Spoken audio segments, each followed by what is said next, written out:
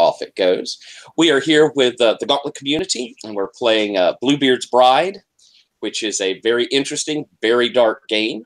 I have 4 amazing players, all of whom are wonderful folks, and I'm really looking forward to getting into and delving into this really fairly traumatic game. This should be something that not many games go into, and I hope that we all have a chance to really get this experience and enjoy it.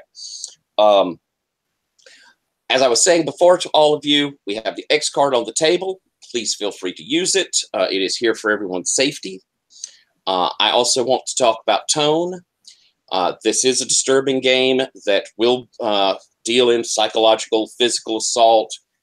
It has sexual overtones. It has oppression. It delves into a lot of very disturbing things. I want to open up by asking, is there anything that we really would rather just not even have on the table to start with? Anyone, something there that you'd like to start off? Yes. Sexual abuse or sexual relationships between a adult and a child is off limits, please. Absolutely. Yeah. Absolutely not. None of that. Anyone else, something that we'd like to just say, let's avoid that? I've played this with you a couple times, so I'm not too afraid of it, but I will say I don't like seeing like violence or cruelty to animals in the moment. If there's like a dead animal that we find afterwards and you just sort of sketchily describe it, that's fine. I just don't generally want to see it happen. Okay, I could certainly understand that.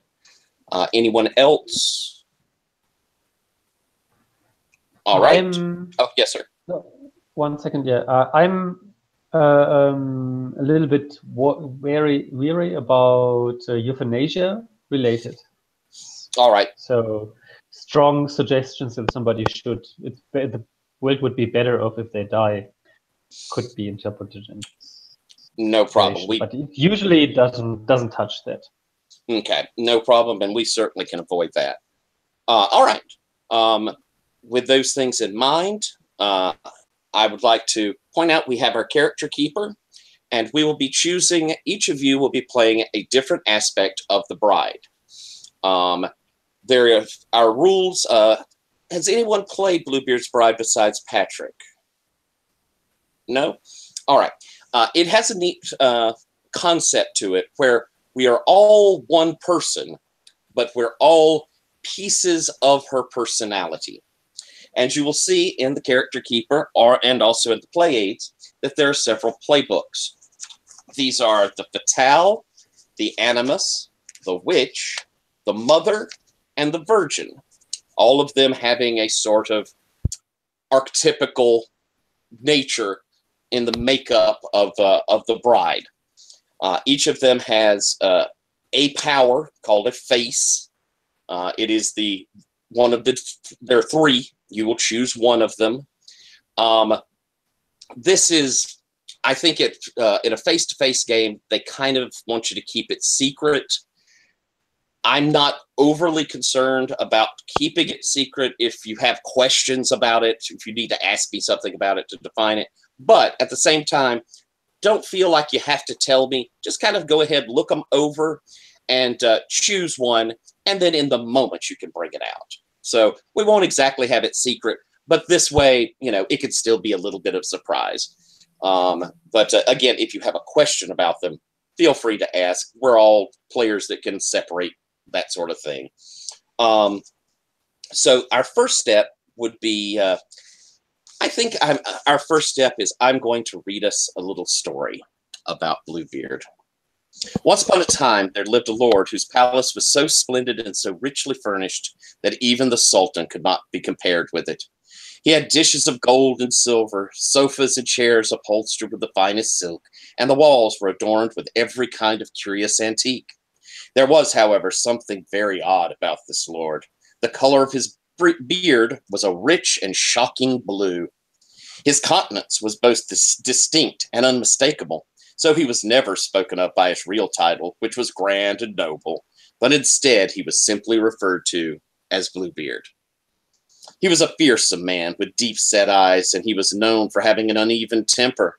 Even so, Bluebeard had been married many times. No one quite knew what had become of each of his wives in turn, as there had never been a funeral at the palace that anyone living could remember. They simply vanished, and when time had passed, he would marry anew. One day Bluebeard went hunting in the countryside near his estate. With the sun high, he came upon a dilapidated farmstead and wished to slake his thirst and to rest. The farmer was eager to please the powerful lord and sent their lovely young daughter scurrying to serve him tea and bread. Bluebeard was instantly smitten with her beauty. He decided right then that he would take her for his wife. For a week he entertained her amongst a cadre of other fine lords and ladies. No expense was spared. His wealth was dazzling in a way a cobra dazzles a mouse. After that single hedonistic week, Bluebeard came to call with a marriage proposal. Bluebeard scared the young woman, but she couldn't let her family languish in poverty, and besides, maybe his beard wasn't quite that blue. She accepted his proposal. In short order, they were married at the palace. Such a sight it was. 1,000 white lilies decorated the pagoda for the ceremony. Delightful incense burned throughout the night. The young bride awoke the next morning in her bed alone, her marriage yet unconsummated. This caused her some amount of anxiety, but also some relief. She was escorted by a servant to the dining hall, and there she found Bluebeard breaking his fast. He greeted her cheerily and bade her eat. Bluebeard informed her that he had received urgent news and must leave at once on a journey of much importance and would likely be gone many weeks. To console her, he kissed her affectionately and gave her the keys to every door in the house. He bade her to amuse herself in his absence. Here, he said, are the keys to your new home. The smallest key, my dear, is for the closet at the end of the great gallery. Open everything. Go everywhere, save this one little room. I forbid you to use that key. The bride promised faithfully to obey his orders. She stood waving at him from the palace gates as his caravan of camels and horses kicked up a trail of dust as they departed. No sooner was he gone than she began to wonder what could possibly be hidden behind that forbidden door. Did he hide disturbing habits or unseemly desires? Was there some secret treasure known only to those of noble blood? Did he hide a mistress? Or was it something too terrible for her innocent mind to even guess at? She distracted herself from the idea with an exploration of the palace. She inspected the galleries, each more magnificent and splendid than the last. She tried on exotic furs and rubbed herself in priceless oils. She visited the servants in the kitchen, which caused quite a stir, and luxuriated in the steamy marble baths. All the while her curiosity gnawed at her. Was not the palace now her domain? Did not her husband trust her with his secrets? She idled in her bedchamber, becoming lethargic and gloomy. The splendor of her surroundings took on a sour bent, and she could no longer take pleasure in them. Finally, she could resist the siren call of the forbidden door no more. In the pitch of night, she took a single lamp and descended a back staircase to the gallery. Upon reaching the closet door, she paused, remembering her husband's command. She feared what might happen if she disobeyed, but the impulse of her curiosity was too strong to resist. With trembling hands, she fit the small key into the lock and opened the door. At first, with the weak lamplight, she could not see much. As her eyes adjusted, she realized what was in the room. The floor was covered in congealing blood, and the walls were lined with headless bodies, Bluebeard's previous wives. A great scream tore itself from her throat, and she dropped the key. It was a few moments before she came back to herself. In a daze, she grabbed the key from the floor and rushed out of the room. She locked it behind her and returned to her chambers. In the daylight of the following morning, it all seemed like a dream, but when she examined the small key, she found a stain of blood upon it. She wiped it carefully, but the blood remained. Then she washed it. She scoured it. She rubbed it with sand, but all to no avail. That very evening, Bluebeard came back from his journey, saying that he had received word on the road that his business had already been settled. His wife tried her hardest to appear happy at his early return, but on the inside she quailed. She waited with dread anticipation for him to ask for the return of his keys, and he did so upon the next morning. He looked through the keys and saw the littlest one was stained. How comes this blood upon the key? I do not know, she faltered. But I do, mocked Bluebeard. You have done as I have forbidden. Well, now you will go in once again and take your place among the ladies you were so curious to see. The bride threw herself at her husband's feet and begged him to forgive her, but Bluebeard had a heart of flinty stone. Prepare for your death, he declared. No, please, give me but a few minutes, she cried, so that I may pray. Bluebeard agreed, and the bride rushed to the top of the nearest tower, hoping against hope that someone, such as her father or her mother, may be approaching for a visit so that she could give them a sign to make haste. Penance wept silently in the sun, but nobody was coming. The bride wept bitterly. Given no choice, the bride descended. Bluebeard led her towards the tiny, horrible room. Near its entrance, he bade her kneel on the rough flagstones. She obeyed, weeping, and without ceremony, he chopped off her head and put her body amongst the other wives. The end. You are Bluebeard's new bride. What we will be doing first is looking through the sisters' playbooks, and each of you having a chance to choose one. You can kind of see that they have a little descriptive beside the name, and you'll also note that we have a set of questions and we have a set of bonds. What I anticipate us doing, and what I'm hoping we can do, is we can get our bride set up, go through all of our questions, get our bonds together, and hopefully get through a room or two. We'll also take a break somewhere about the middle of our session. Garrett, I know that I appreciate you hopping in here right at the last minute, and I'm not sure what's going to happen with James in 2 weeks, but if you want to play, I can arrange. I'll arrange to have you continue on into that one if you'd like, because it depends on how much we get done, to how much you'll see. Yeah, let's see that. I'm not sure yet if I can make it in 2 weeks. So, again, if you feel like you're capable or not. So, looking through these, is any of them kind of catching your notice there? I'm interested in the mother. All right. Well, Patrick, what about you? Like, is there something you haven't played yet? I've played once before. Twice actually. I like the witch though. If no one else has any strong feelings about it. Anybody? And again, sound out if. Yeah, I was looking at the Fatale or the Animus, but I think I'm leaning towards Animus. I'm not feeling flirty tonight. All I mean, right. it's which makes sense. It's Valentine's Day. Of course, they don't feel flirty.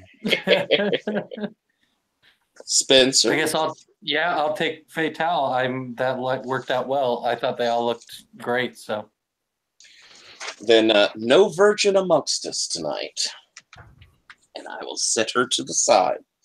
As I said, you'll notice that on each of them there is choose a face, and they have 3 options. So kind of look over those, and like I say, we can have those. You can bring them in during play. You don't have to declare them. It's kind of nice though to give your character some definition. If by the time we finish all of our little setup for them, you've settled on one, but you don't have to feel obligated to tell it. We can decide kind of where and when our story takes place. I've seen it done in an Arabian style. I've seen it done Eastern European. I have had a thought that it would be interesting in like New England 1700s.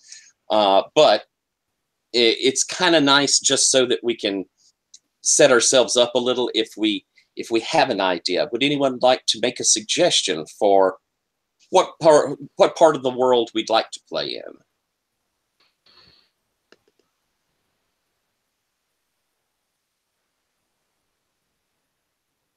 If not, then we could see what once we start answering questions, we could probably start getting a feel for it. I have one note to make on that. It's something I discovered yesterday. Mm-hmm. Crawling through a dungeon is a very different story than telling a fairy tale in a non-native language to you. So English is not my mother tongue. So if it becomes too historical, I have difficulties to follow you. You can make it easier for me if you type in certain words. I could ask for them in the chat. But like, especially if it's 19th century woodwork, I will have a lot of difficulties to really understand. So if we take something more common in terms of setting, it might make it easier for me with my vocabulary being a little bit more limited. All right. Native speaking. One thought I had was, I can't remember, but I seem to recall for some reason that Bluebeard had some sort of nautical background to it. What if we did that we were the pirate, that we were a pirate's bride, and this is like maybe it's like a couple of pirate ships that all linked together, and there's definitely rooms on the ship, but like obviously one ship could be very different than another ship, and like maybe like 3 or 4 ships all in a cluster. I'd like to keep us at least a little bit towards land because of kind of how it goes at the end. But we certainly could do like where he's there. The house itself is on the coast, and we have the docks that lead down to to ships that are there, so that they can be part of the house. But there is a bit of when we reach the end, we have some options on what we do. And having the ability to run away is one of them, which may be a little more difficult if we're at sea. But how does that sound? Yeah, I like the idea of that. So maybe like kind of a classic pirate age, like Caribbean mansion or something on the coast. Mm-hmm. And we can have the docks and the ships that we can go to as well. Sound good? It's interesting, yeah. Is that good for you, David? Sure. Okay. So let's put that then, since we're going piratey, let's figure that we're sometime in the late early 1700s. Garrett, don't worry. I don't know very much of the proper vernacular of the late 1600s, early 1700s. So I probably won't delve into that too much.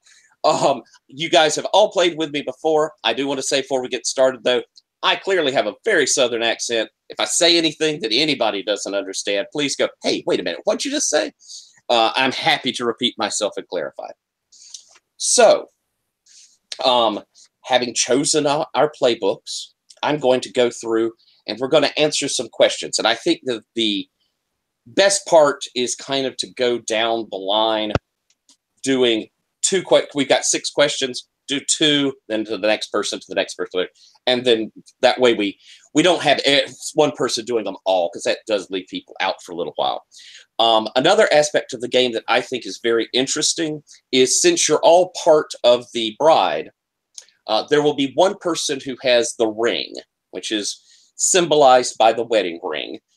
If we were playing face-to-face, I would hand you one. Whoever has the ring is in control of the body at the moment. They have kind of a veto power for what is said and what is done by the body.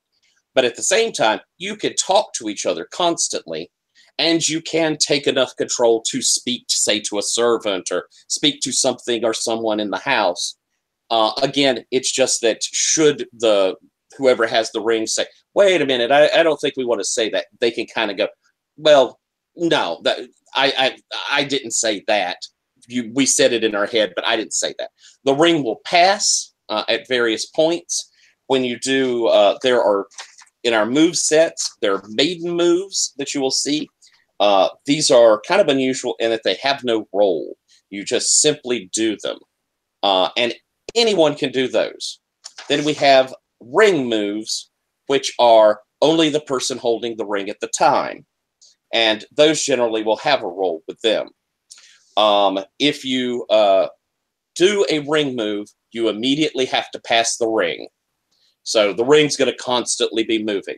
You have to pass it to someone who has not had the ring yet. So if you're told to pass the ring, hand it to someone who hasn't had it yet. Once everyone has had the ring, then you can hand it to someone except for the person who handed it to you. And that way we keep it kind of moving around through all of us. And then there are exit moves, which are when we're in a room, we're going to be going through a series of rooms learning about Bluebeard. Once you reach a point in the room that you say, I have a theory of what happened here, of what the meaning of this room is, what this is trying to tell me. You can propose a truth, and in saying what your theory is, and this is cooperative, so your theory won't be wrong. It'll just be what you've come up with, you together saying it through the person with the ring, and then you will decide if you are loyal to Bluebeard.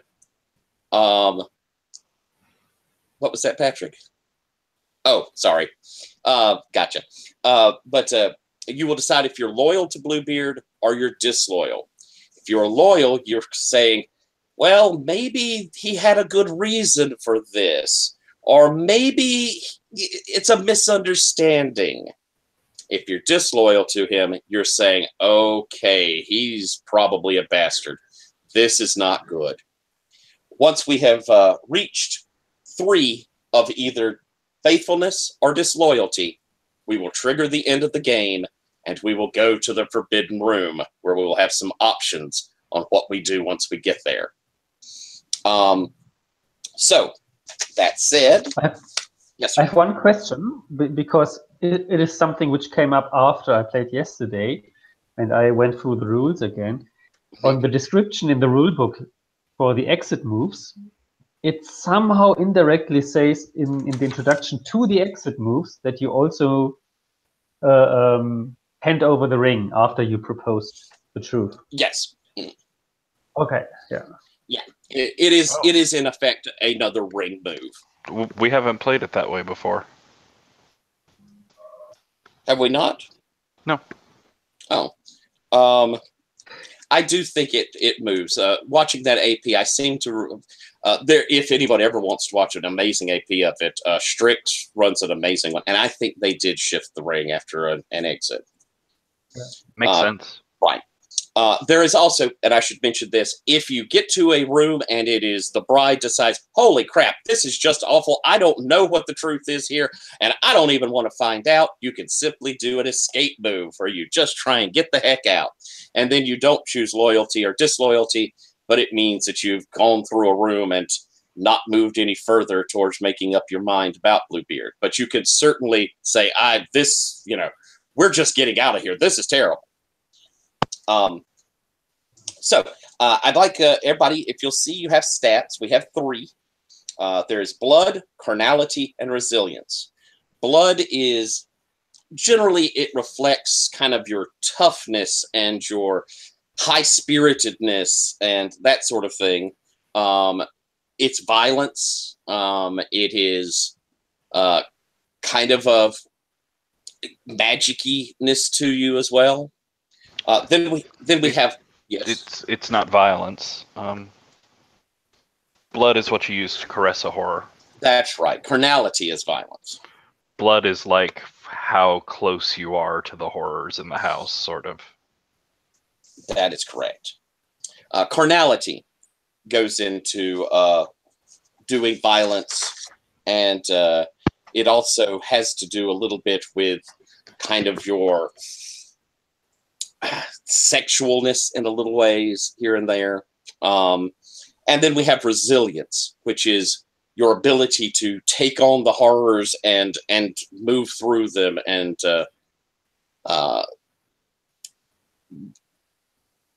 handle the oppressive nature of them. So you'll see that one of them is already marked. with a +1.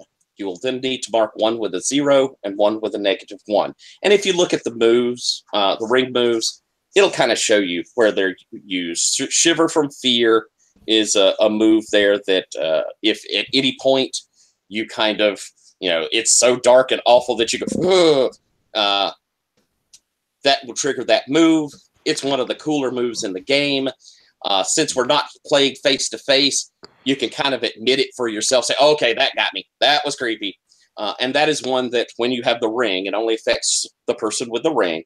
We have Caress a Horror, which uses blood, which is a kind of seducing, stroking the horrible nature there to try and get something from it. There's Dirty Yourself with Violence, which uses carnality, and it is the ability to fight and to overcome the horrors that you're going to encounter. There's Cry for Help, which is in desperate need, you cry out hoping for a servant or hoping for someone to come and help you, and it uses resilience.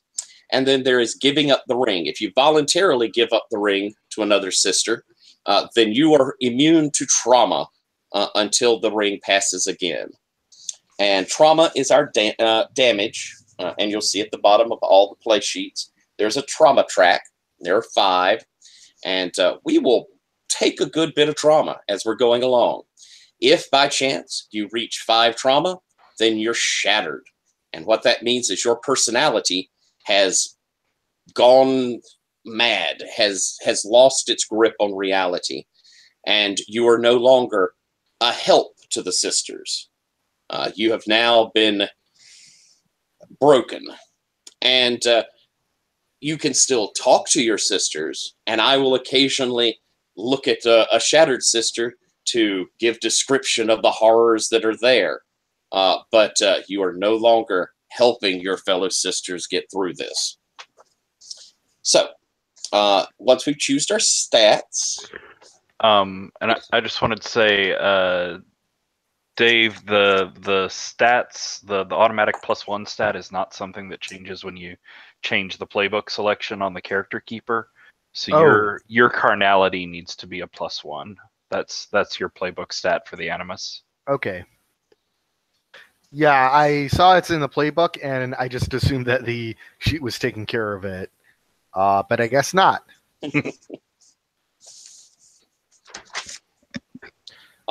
That makes more sense with the moves that I'm good at smashing. Smashy smash. Yeah. The main moves, just to go over them real quick, like I say, none of them have roles to them. They are the question type moves, investigate a mysterious object, or take stock. Anyone can choose to do them, and you trigger it. You get to ask questions, and care for someone to try and ease their suffering is another one of those. And again, you just say you're doing it, and it happens. There's no role. So if we've chosen our stats, I think we're going to start asking some questions down. So I'm going to just work my way by left to right. So, David, what are the bride's hands like? I think rough and calloused. The bride knows hard work.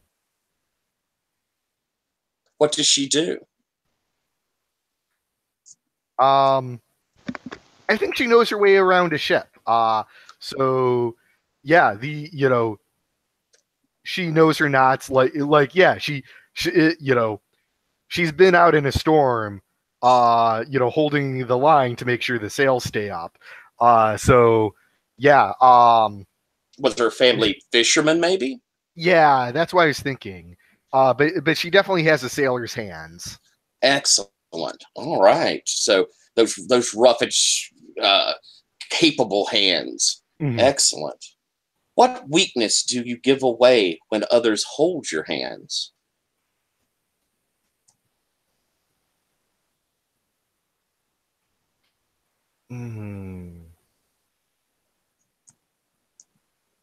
Oh, I think I think the bride is very wanton.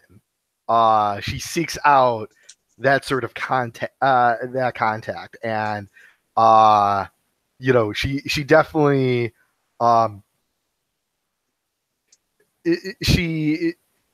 she was easy to seduce by Bluebeard because she was she's a young woman who, natural urges, even though the Times says she's not supposed to, she most certainly does have. I gotcha. And so she likes touching people. That's kind of she likes physical contact. All right. I'm going to go Garrett. Let's see. I'm writing down everyone's names here. You're playing our mother. I'm the mother. What is the bride's figure like? As in, what does her body shape look like? She's tall. She's very tall, and she has broad shoulders and a very upright posture. Excellent. Like a ballet dancer, like even a little bit beyond. So this. Huh. What do others wish was different about it, though? Oh, people told her she will never find a man because she's just too tall. Like, men don't like that. And so people would like to have her go a little bit deeper, but she doesn't do that. Who was it that used to tell her this? It was her mother. Was she harsh about it, or did she say that because she cared? That was just harsh. That was not caring. She had the same trouble and the same difficulties, and she got a husband who is taller than her. No wonder that her kids are also tall. What do you expect? Excellent. All right. Patrick, I believe you're playing our witch. Yep. What's the bride's hair like? It's long, very long, like past our waist, and sort of wild and unruly. It mostly, way we like it, and especially if we just let it go, it sort of floats in a cloud around. It's really responsive to the breeze and just sort of seems to dance on any air movements. What color is it?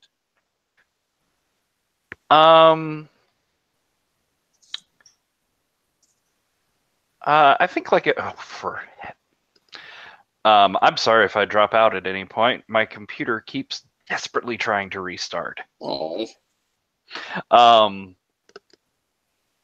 Reddish, not like red, but a very sort of warm, shining auburn. Oh. How do others like you to wear it?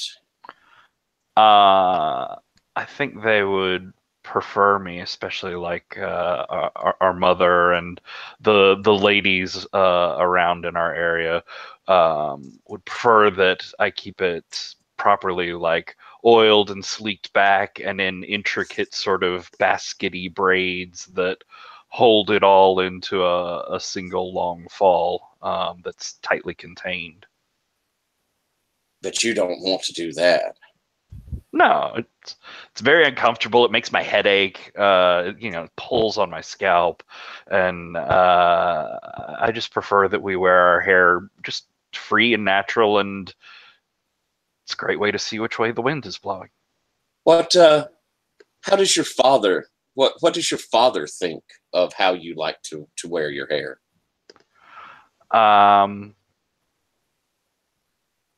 I don't think he's ever much cared as long as it doesn't get in the way of whatever work I'm doing. If we're out on the ship, like, he expects me to keep it contained. Like, we definitely need to tie it up if there's a wind out just to keep it out of our eyes and out of the ropes and stuff. But past utilitarianism, he doesn't much care. All right. And Spencer, our fatal. What does a bride's mouth look like? So I I was thinking like full lips. Now that she's married too, she often keeps them with bright red lipstick. I'm kind of imagining like a Scarlett Johansson kind of mouth, you know. Okay. How do others keep her quiet? A good stern look will do it. That was the thing that her father would do that would get to her. Did he ever do more than just give the look? Was the look enough, or had he enforced it with violence in the past that made you realize the look was there? I think she never was the victim of his violence, but she saw it on the ship, certainly. And so she knew when the stern look came to follow orders. Gotcha. All right. Well, we'll go back to our animus. David, what are you leaving behind from your provincial life to become Bluebeard's bride? I think the bride was the equal of any man in her village. And, yeah, she was a woman, but everyone recognized her capability. And she had a lot of the freedom that were usually granted only to men. Being a bride now, she is the bride. She is the wife. I see. So that's that freedom. Do you regret having to give it up, or is this something that being married something you dreamed of? I think we're still in the whirlwind of infatuation. We'll see if we come to regret this. Gotcha. When you first met, what loving gesture did Bluebeard make that won you over?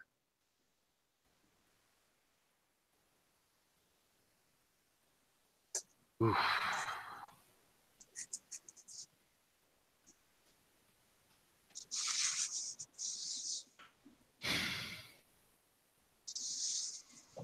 Sorry, I'm taking a second to think about That's this. fine. That's perfectly fine.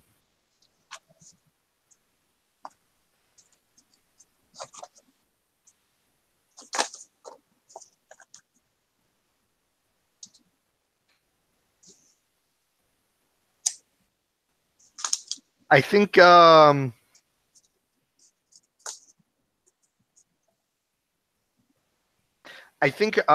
was we met as he was on his boat and we were on ours, and from across the boat, like I was hauling in the net, and he just kind of watched in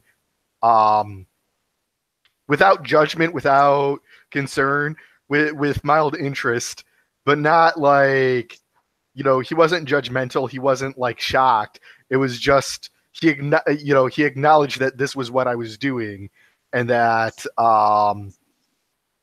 to me it was not strange. Like in the village, even though I was acknowledged as an equal, it was always considered strange that a woman did this type of work. So they were. It was like, oh man, that she's so strong, it's amazing. Oh, she's so manly, it's so weird. Like, he didn't seem to see that though. He saw you as someone capable. Yes. All right. He normalized my role. Excellent. Garrett, the mother, what are you leaving behind from your provincial life to become Bluebeard's bride?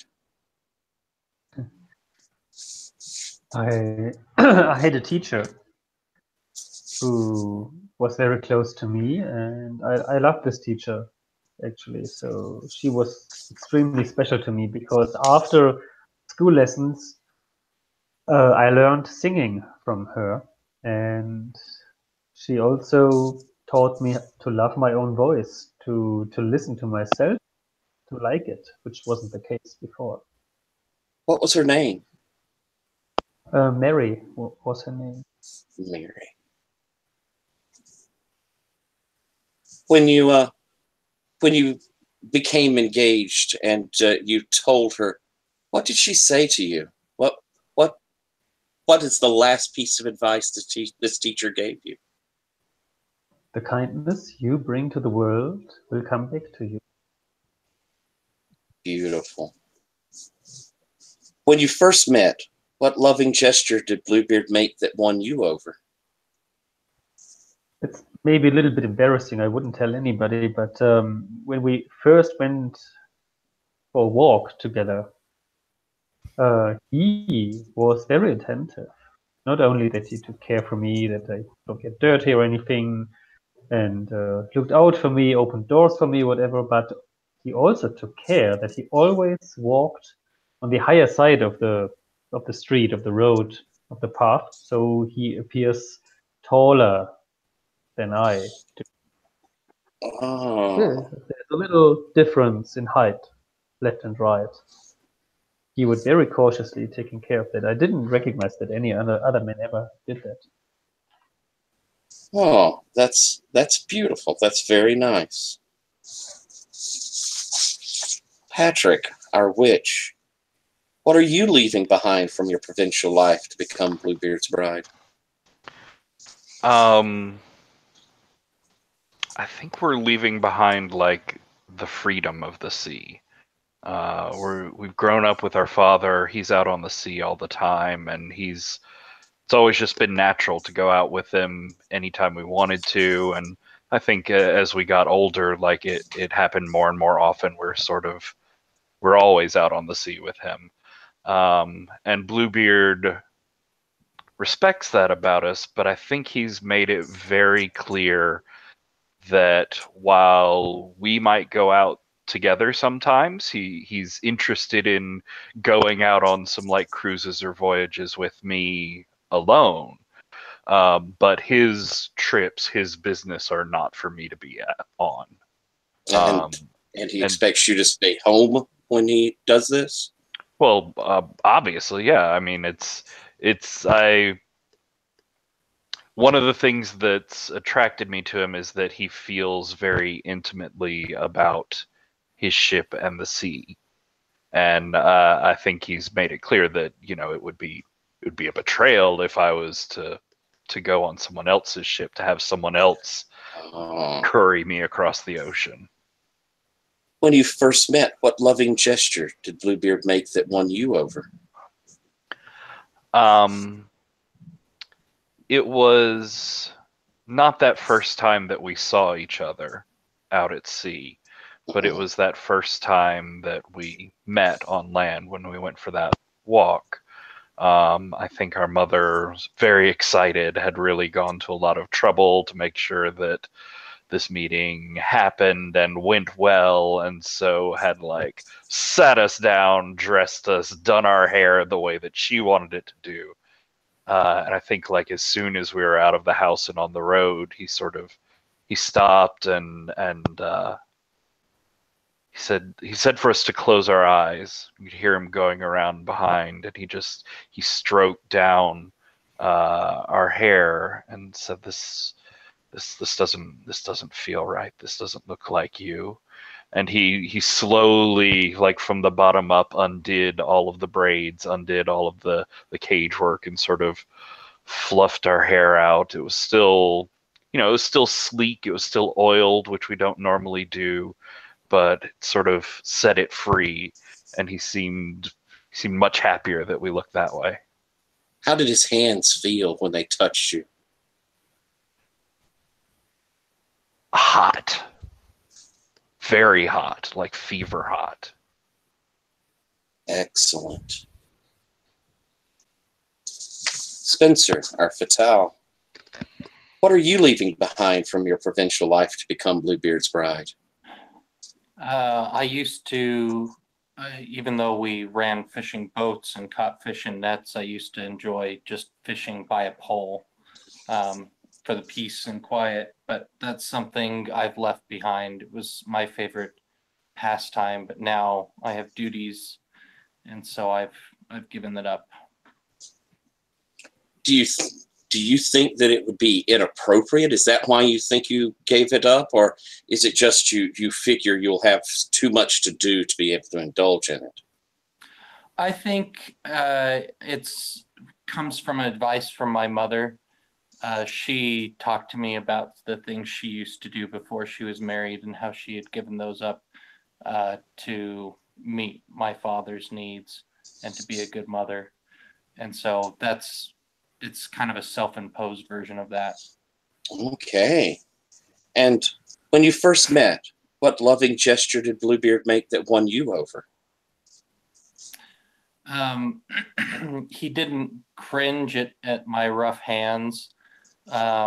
Instead, one of the second or third time we met, he brought lotion and he massaged it into my hands. And it was, I guess, a symbol that he was looking past my hard exterior, and seeing something deeper, something softer inside. Oh, that's beautiful. Back to you, David, and our animus. What gift did you present to Bluebeard before the wedding, and why did you choose that? A black eye. The on the walk, that first courtship, that at the end of the evening, he proposed right then and there, and I doubted his sincerity. I thought that he was making fun of me, so I punched him square in the eye and gave him a nice shiner there. How did he react? What was the first thing you saw after you did it on his face? I think I stormed off in a huff afterwards, and he was there the next morning, right at dawn, with a bouquet of flowers. Oh, all right. And do you trust your generous husband, Bluebeard, or do you hold unkind suspicions? Why is that? I absolutely trust my husband. He proved that he wanted to be with us, hell or high water. So, yes, I believe that from the depth of his soul, he loves us. Excellent. Garrett, our mother, what gift did you present to Bluebeard before the wedding, and why did you choose this? Well, as I was saying with Mary, my teacher, I was learning how to sing. So I think the most personal present I could make was composing a song and was singing that for him. It's a song about the freedom on the sea, the wild winds, and the songs of the oceans, the different noises which come from the oceans. What did he say? Oh, go ahead. It's a song about independence, and I'm sure that I know what he wants, and I think I also know what I want, and I think he's expecting me to be the same as he is. That's why I want him as my husband. He was impressed. Yeah, he liked my song. Yeah. He liked it. Yes. He liked it. He listened to it, and he became dreamy. Actually, it was lovely to see. He's such a strong man and so wild. And this song, singing about his wildness and strength, made him vulnerable somehow. I love the way he looked like when I was singing this song. It gave me some power. Nice. Do you trust your generous husband, or do you hold unkind suspicions? And why is that?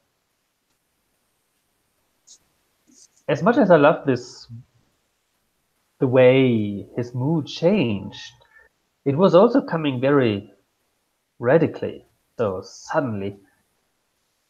And that is something I'm not used to. It brought me also, like in that night, I had a dream, which made me suspicious that it can change so quickly. What does that mean?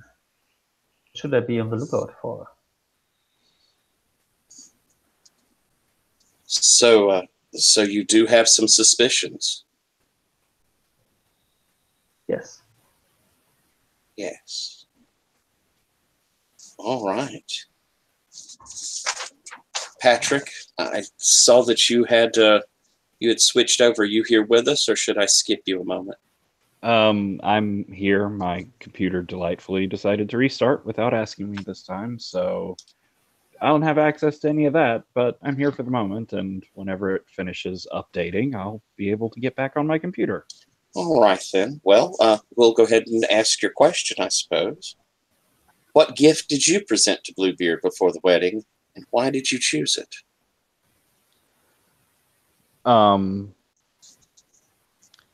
So I think what I gave him was a sort of statue, maybe a foot and a half tall.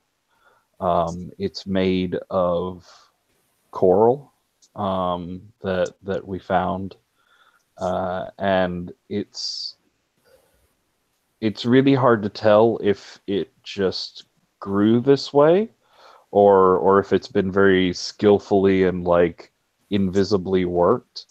But in the loose lattice work of this coral growing up, it looks like two figures entwined, sort of dancing. One with wild, extravagant, long hair, and the other with a full and flowing beard. And it's it's only when you hold it in a certain direction. It's only when you look at it from the right angle. But it's sort of uncanny and looks like it might have grown that way. Is it something you found, or did you shape it? I would never tell. Ah, I see. And do you trust your generous husband, Bluebeard, or do you hold unkind suspicions? And why is that?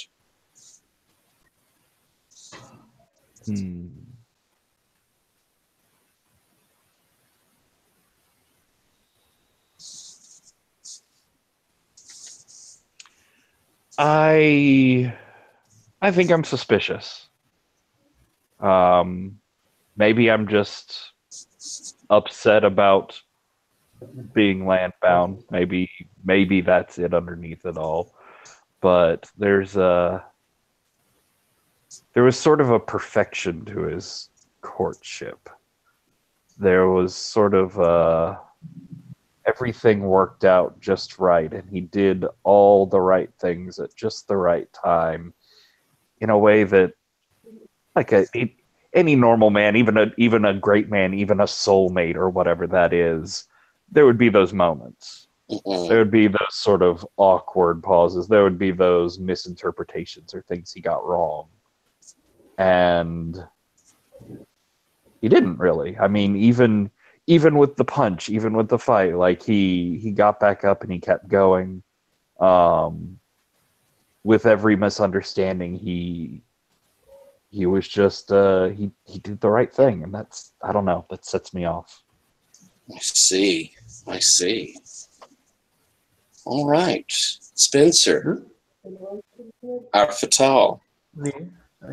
What gift did you present to Bluebeard before the wedding, and why did you choose this? I gave him a single black pearl because they're so rare.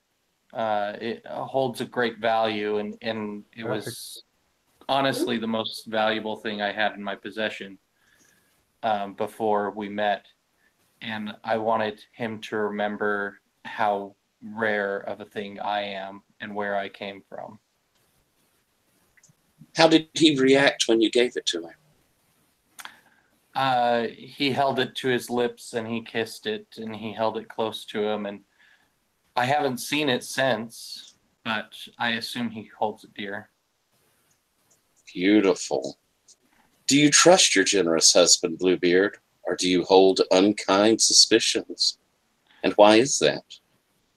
I hold suspicions because that's what life as a sailor has taught me so far. None of the men I worked with were ever completely faithful. even those with wives back home. I see. And so you, somewhere in your heart of heart, believe that, like all men, he too will be unfaithful? Yeah, I wonder if one day he'll discard me when I'm not as alluring as I've been. And all of you do know that he is said to have been married many times. So unlucky in love to have had such misfortune with his many brides, but you know, it also seems as though he does find a new one. So I can see where there might be a little suspicion of his faithfulness. We're going to now do our bonds between each other. And Spencer, I'm going to have you do your first one, and then we'll go everyone do one until we get both of those. So your sisters are who they are, boring and predictable, but would you like to read out your bonds? And hold on, maybe that one didn't pull up all the way on my character keeper. Let me pull up my other sheet. okay.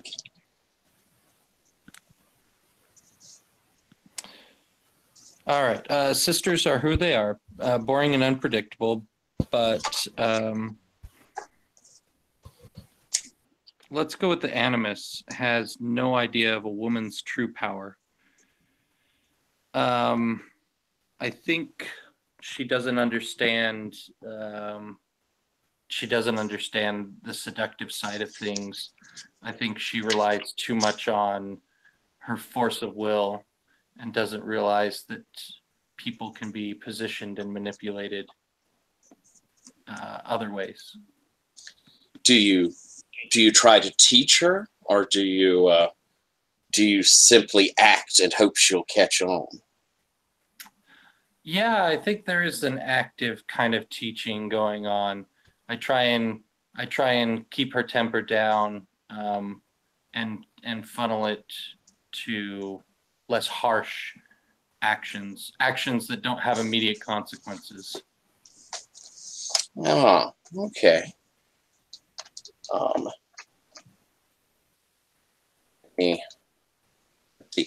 Garrett, obstinance, stubbornness, or hard-headedness is a lot of what that means. Thank you. No problem. Sorry, Garrett. Patrick, would you like to do your first bond? Sure. Your sisters are not nearly as important as power, but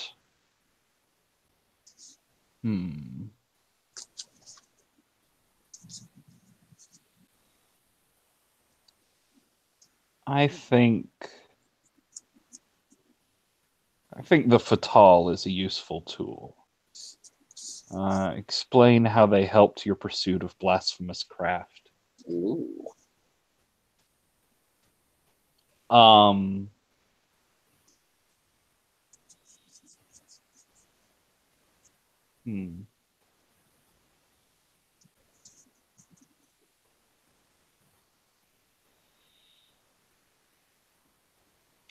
So, well,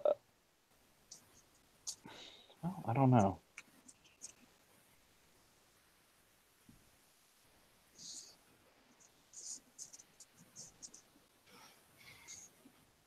Do you think that she, when you do your rites, or when you try your magics, does she? Is there something in that process that she brings to the table? Is there something that she can get others to do that helps you?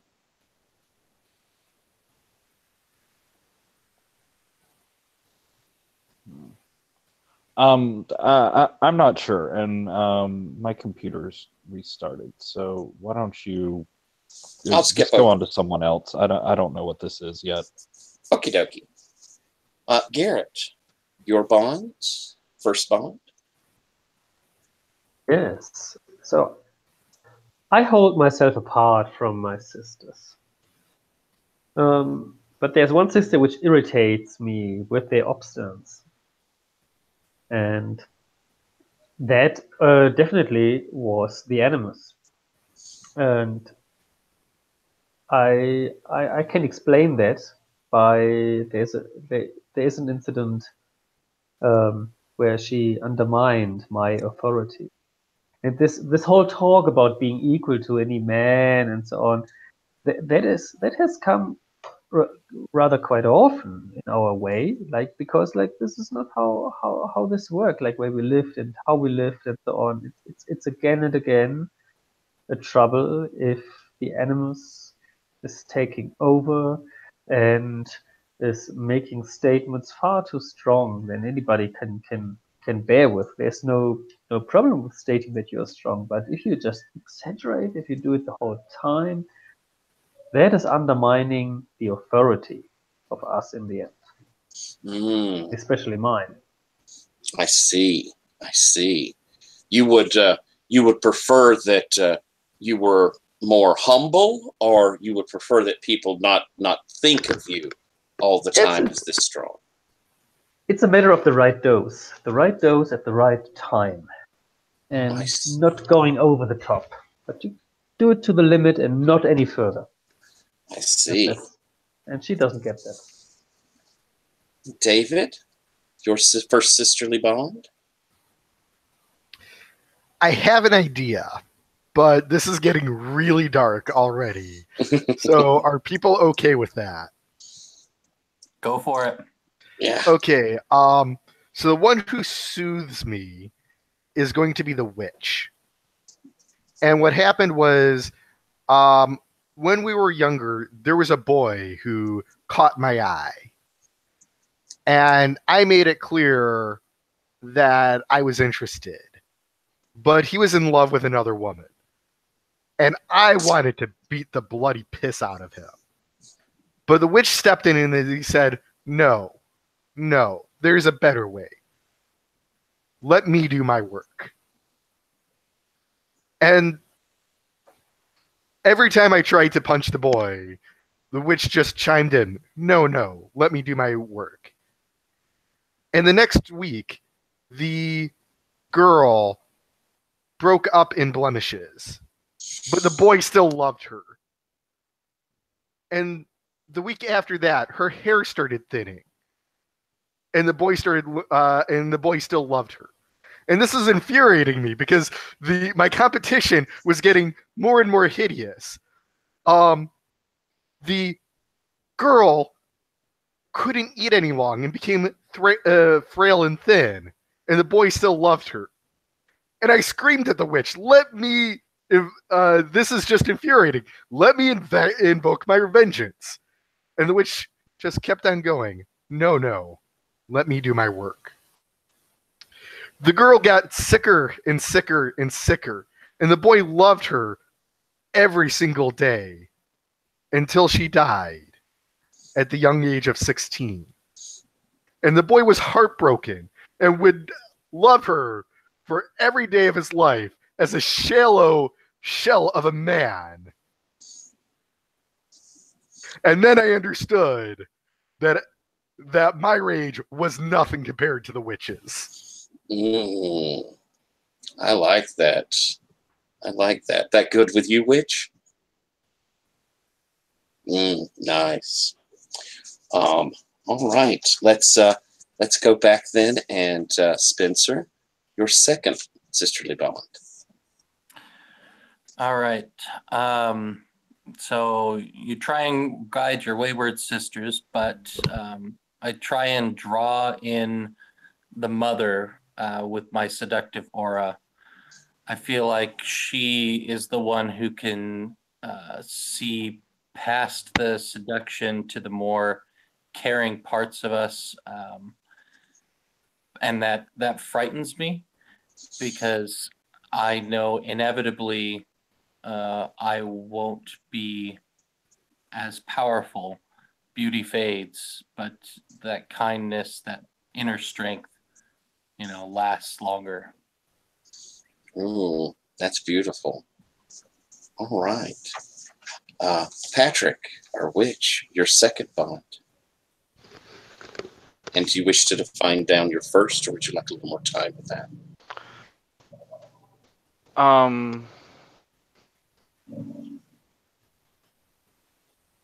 I think with the first one,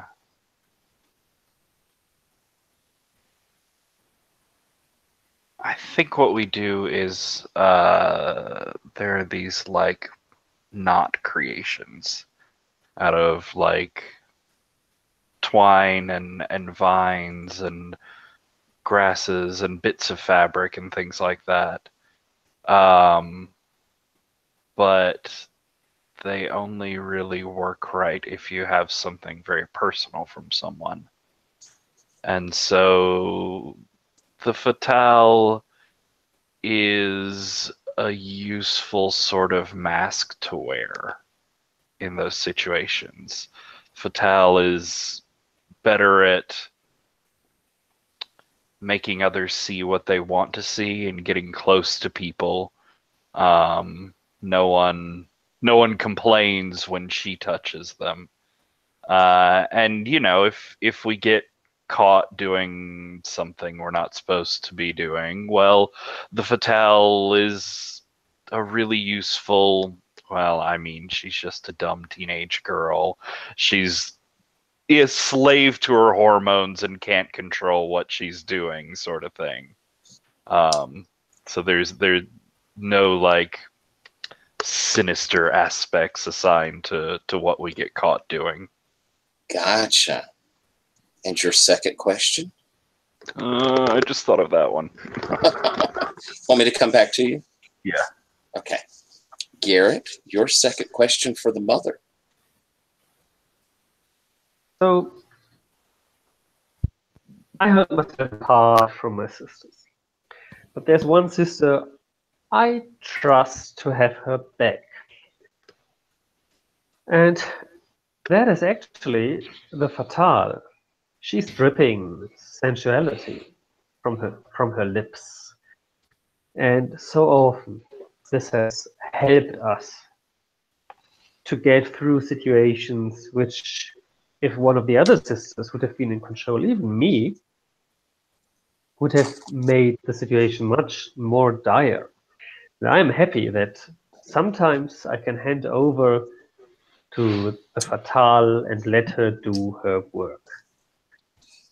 Time of need, Excellent. when my authority is already questioned, then it's time for the fatale to go her ways. Beautiful, beautiful.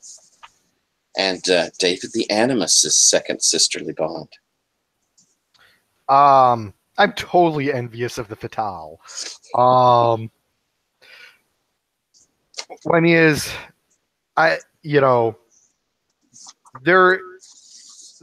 there's so much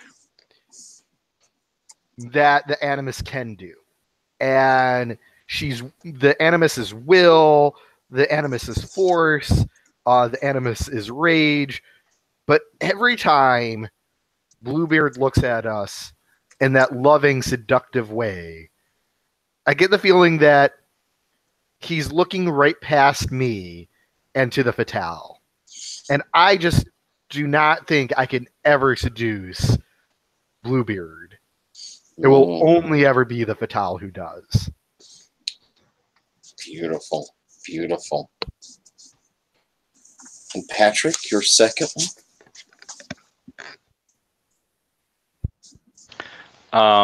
So my second one is that the mother draws an evil to her. Explain what you've done to keep that evil at bay. Maybe what is that evil?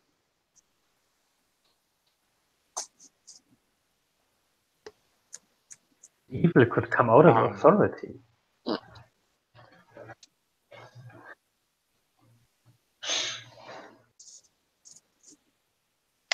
I am really sucking at these tonight. You're really quite some hours of role playing today already.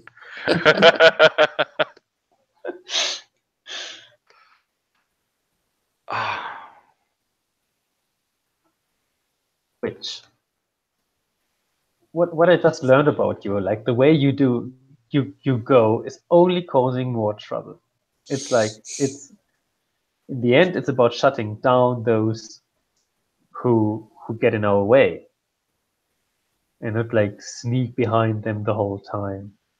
Well, I wonder how you come to the idea that my way is the evil and not yours. I think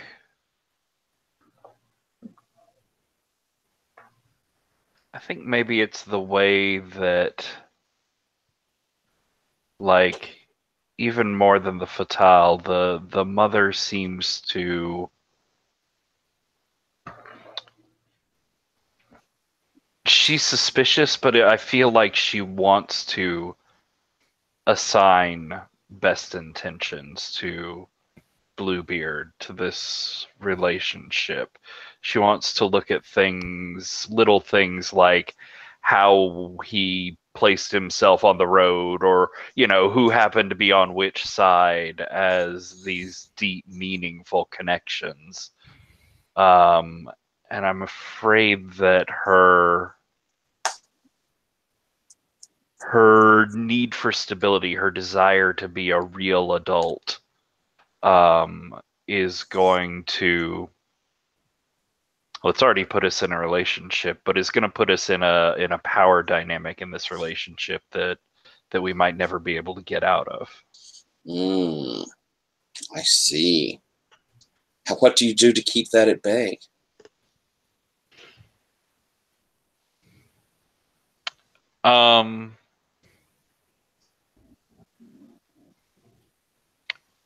I think I try and distract her, keep her from singing, using her voice around Bluebeard too much. There was that one time when she put together that song, when she sang for him, that I could just feel from him. He was like, we were changing in front of his eyes from this strong, independent sailor of a woman to like a beautiful porcelain doll, a music box that was there to please and amuse him. And I don't like that. That's not how he should see us. That's not how he should treasure our voice if we choose to sing around him. So I try to distract her and sort of sow doubts in her mind whenever she thinks it might be time for another song for Bluebeard. Okay. All right, then. Well, we've established our bonds, and after this whirlwind courtship, there is a wedding that is truly magnificent. The other pirates come to Bluebeard, who they respect him so much. And then there's even legitimate businessmen from the islands all throughout the Caribbean who have dealt with Bluebeard and have become rich because of his dealings, his ability to bring back vast sums of money and gold. And so they come, and this wedding is magnificent. The people are dressed so finely, so different than anyone you knew in your village.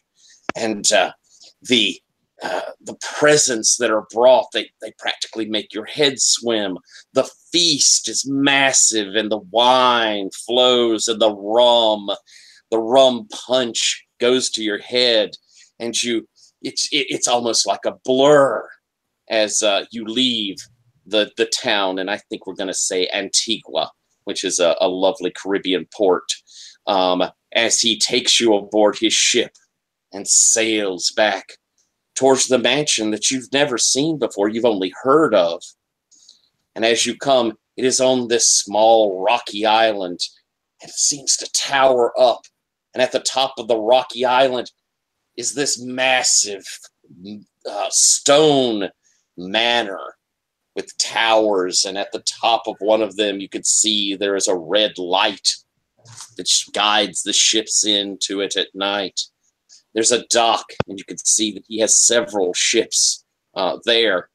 And as he pulls to dock, he takes you in his arms and carries you up, seemingly like your weight, even though you're not a small woman. He's so strong, he carries you up the steps of the island to the manor and crosses the threshold. And as he does, he says, "My beautiful bride, this home is all yours. These servants are all yours. Everything here is yours, save one thing only. There is one room that is special to me. It holds things that are dear, and a man must have certain things that are his own. And a bride, a wife, must obey her husband. This one thing I ask you not to take from me." And he hands you, as he sets you down, a set of keys. Everything else you may go to, but the door that this little key opens, do not go in that room, for it is mine. And you are so enamored, and still the drink and the glory of that wedding is kind of filling your head. And as you come in, there are servants in livery who come down, and they are taking your luggage, and you're taken up to your beautiful room, and you're thinking, "Oh my, this will be it. I'm married now. I will discover the mystery of what men and women do." And so as you wait for your husband in your lovely bedchamber, with anticipation and maybe a little bit of fear, he comes in and says, "My dearest bride, my beautiful, beautiful wife, I am so sorry. I've heard that there's a ship sailing from the Spanish Main, and I must go and find it. I have to leave tonight, but don't worry. You will be always in my thoughts while I sail, and I will soon return to you, and we shall consummate this marriage as I want so desperately to do." And he reaches down and with his hot hand rubs the side of your face and kisses you lightly on the lips. "Soon I will return, my wife." And he leaves. Days pass, and the servants give you anything you could want. The food is magnificent. You're in a bed larger than your room back at home, and you used to share that. It is soft and luxuriant. Your clothes that are there seem limitless, and they're every color of the rainbow. But as the days pass and turn into weeks, you grow bored. The servants hardly talk to you, and indeed, it's almost as though you seldom see the same one twice. It's like they're always strangers, save for one maid who tends to you, a small, bird-like woman, probably not much older than you, who calls herself Therese. She attends you and takes care of you, but you have begun to be bored. And so you look over at that ring of keys. Well, there's so many rooms here, and you've hardly even begun to look through them all. Maybe it's time to go out and discover this new home of yours. So many rooms, so many wonderful things to find. And so, one evening, you grab your keys and step out of your bedroom door. I think we're going to take a break, do our 5-minute break here. And if does everyone feel like we can do about another hour? Is everybody okay to go for one more hour? Yeah. Okay, good. So why don't we get back at 10:30 with some drinks and all ready to go, and we'll start exploring your beautiful new home. Awesome. See you in a sec.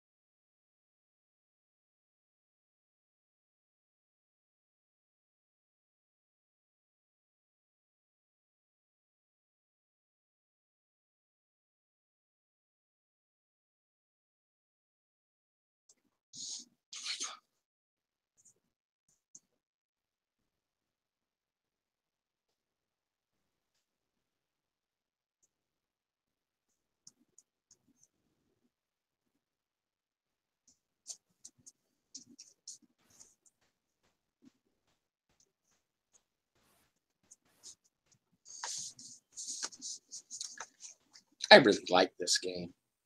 It's so creepy.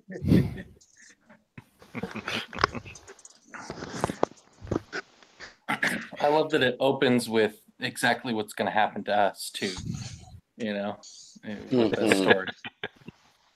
And it's beautifully written. It may be one of the best written game books I've seen in a very long time. Yeah, it's so sparse and clean and very, very clear in what it's trying to say. And we'll have Garrett back here in a moment, but I'm going to, there's Garrett. We're going to open up with sisters. You have opened up your bedroom door, and who has the ring? It's the person who gave the gift to Bluebeard that he liked the most. And I think it was that song. So I believe that that will be the mother. So mother, you have the ring at the moment. Obviously. And sisters, what do you have to say to each other as you open your door? Why did we let him go? We should have at least insisted they consummate the marriage right then and there. Animus. I couldn't believe we couldn't hold him down for an hour. I mean, we were wearing that low-cut thing, and maybe we should have. Right. Maybe we should have actually held him down. Everybody No here in this subtlety house needs their freedom. And when we respect his independence, he will respect ours. Yes, and the sooner that we realize where his priorities lie, we can figure out where our priorities lie. We didn't come here for independence. We came here for love. We came here for the station. Which, this is a little bit too blasphemic, I would say. It's still so close to our marriage. I think we have some time here. And I think we should have a walk around in the house. It could only be of help if we learn a little bit more about him. It's actually interesting how that we haven't talked a lot about like how he has lived so far. What do you think? He is cagey when we ask him about what's your business, what do you do, where does your money come from? Well, maybe we could figure out some things. We're a smart girl. We know where money comes from on the sea. We can figure this out. He is known to be one of the most infamous pirates on the sea. Yeah, but who cares about the sea when you have reached the harbor of marriage?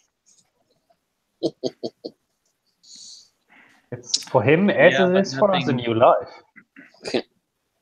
We may be at the harbor, but nothing's landed in port. Oh, fatal! Your jokes. It's as always. Like this hour before we fall sleeping might be your time, but right now we are still walking around here. And go ahead. As you say that, you feel the weight of that key ring in your hand, and there's just hundreds of keys there of all shapes and sizes. And of course, in this hallway and throughout this this manor, there are so many doors. Do you look down at the key ring? What key catches your eye? Yeah, there's one key which sticks immediately out to me because I hadn't expected such a key on this ring. And it's a key which is more like a needle. If you need to look very close to see like very, very tiny elements which give a pattern. It's like the key to a dollhouse. It's like a key to something artificial, a key you wouldn't use in daily life, a key which is there to be looked at. Maybe the room is of interest to us. Because I think it's not a room you use very often. You should go there. Right. You begin walking down the halls, and you come to a door that it looks like what this key would fit. What does that door look like, Mother? It's a door and a door. So there's a tiny door and a tiny place to a lock to put the key in, and the door itself is blank. It's like nothing is on it. It's completely white, gray, colorless. The tiny door, though, looks like a dollhouse, perfectly designed, like to your dream house, Barbie home, let's say. Oh, all right then. So you put the key into the hole? Yeah. All right.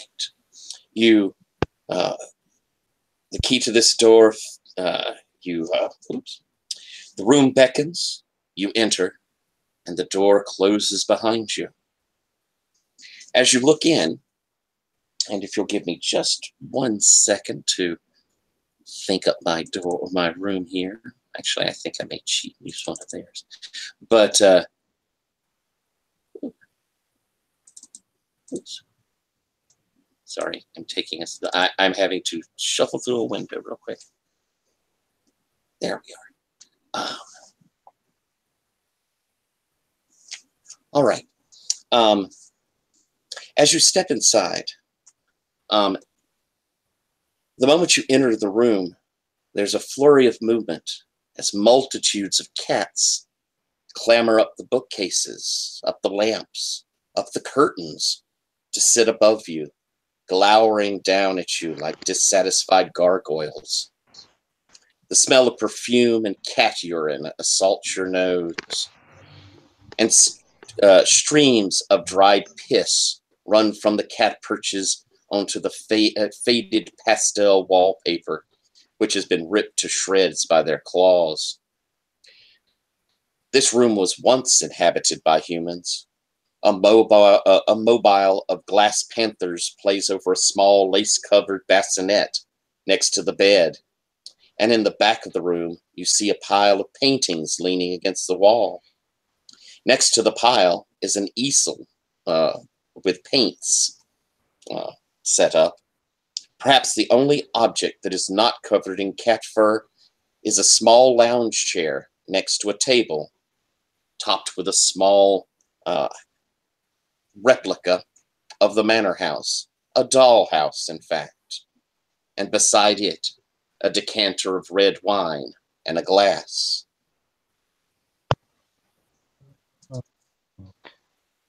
That is not what I was expecting. I'm gonna put that out there. That's not what I was expecting.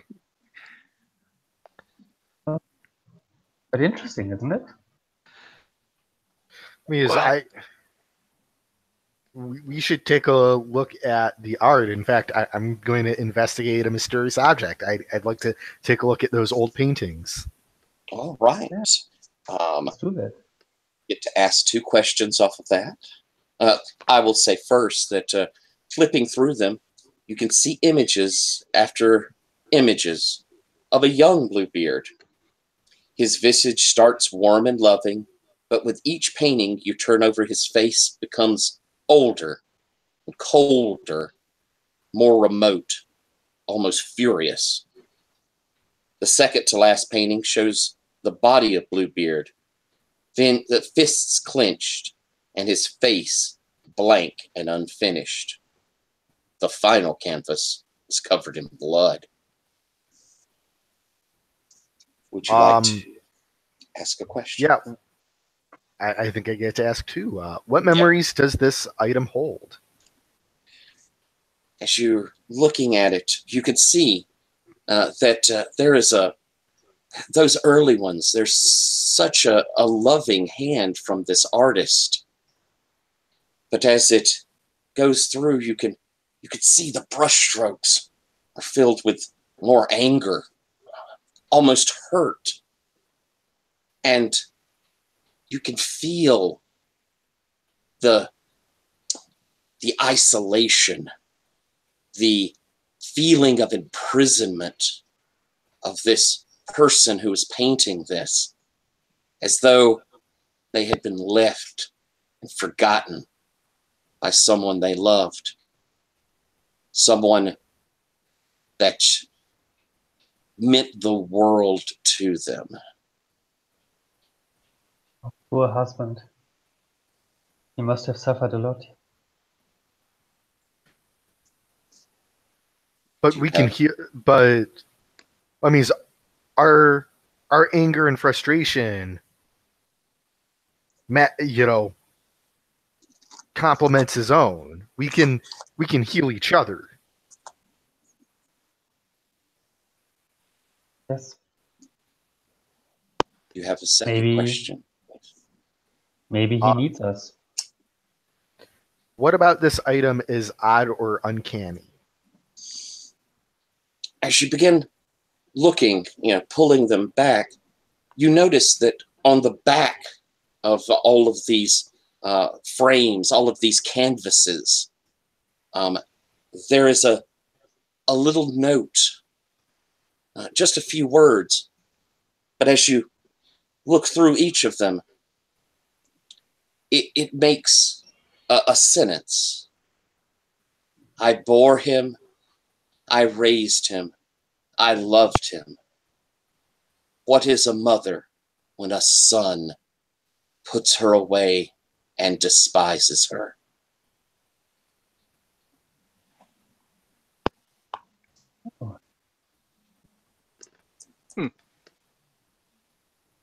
That doesn't sound well. But when I think of our mother, she was pretentious. When she was saying things like that, she was just talking about herself. Whether if she had a son or a daughter. Mothers can be like that, but we would be different. If we have children one day, we will be different, right? Also, there have been times when I wouldn't have minded to lock her in a closet for forever. Although, this many cats in one small room is maybe more of a cruelty than even our mother deserves. Can we open a window or something? It smells terrible in here. You move over to the window. As you reach it and you push aside the ripped curtains, one of the cats leaps down and kind of scratches you as it goes down. Mother, you can take a trauma yourself, or you can share this trauma with your fellow sisters, as this cat scratch catches you on the hand and it digs deep, drawing blood all the way up to your elbow. This is a cat, and we are the bride of the house. We have authority over this house and also over these cats. I think these cats need to learn a lesson. Don't want to put violence extreme to them. I would just want to disable them. I will dirty myself with violence here. And I will just sling this cat away. Yes. All right. And again, did you take that trauma on your own, or did you share it? I take it on my own. It's not the business of my sisters. I was the one who lost control here, who didn't see that coming. And that is your own damn fault for doing that. You should have known better than to get that close to a cat that is unfamiliar. What are you, stupid or something? I hope you're talking to the Fatale, because actually it was her idea to go to the window. Nope, this is your fault. And if you accept that it's your fault, you take one less trauma. It's my fault. It's my fault that I let this happen, because I have the ring. Indeed, yes. You spent too much time dreaming of what life is going to be like when we're old and useless, when we're a mother. It's about now. By the way, that is my reveal. I am the shield, and I'm going to be a terrible shield at that. Yes. All right. As your sisters weigh this guilt on you, Mother, the you don't take the trauma, but that scratch is Does bleeding, and the blood is dripping from your hand. Yeah. And I As still need you dirty yourself with violence, roll I still need to carnality. do so. Yes. I have carnality +1, but I don't have dice. I Yeah. think Patrick put up a roll No, for I your didn't. card. Oh, I can put one up. I would also just pick my dice from over there. You can do that too. I am perfectly fine with that. Now, this is like a 2d6 apocalypse world kind of. That's correct. Yes. Okay. I rolled an 8 +1 is a 9. Excellent. You describe. I mean, you're throwing this cat out of your way. Are you disabling them, silencing them, or mutilating them? I'm just disabling them. They are only cats, but they need to be put into place, into their place. All right. Since it's a 7 to 9, your vulnerability opens you up to trauma, or your carelessness leaves you in a bad spot. Which do you choose? The fatale, although I know it was my fault that we in the end did it, it is the fatale's responsibility now. I hand the ring over to her to bring us out of the bad spot she brought us in. As you sling this cat off to the get, throwing it over to the corner. Of course, it's a cat, so it lands right on its feet, digging into the carpet. And you notice all of the cats are now staring at you. And they have a low growl in their throat. Fatal, you now have the ring. I think I would like to escape the room. I don't want to deal with these cats. I can't soothe them like I can soothe men. And there's a roll for your party if you want. All right, so not wanting to propose a truth, you're just wanting to escape the room? Yeah. All right. As you rush over to the door, these cats kind of form up, following you towards it. You can see as they go, several of them are, their eyes kind of glowing and greenish. It's probably just the light playing tricks. But as you open the door and try to rush out, behind you, the cats, almost in unison, Mama! Mama! You step out, and the door closes behind you.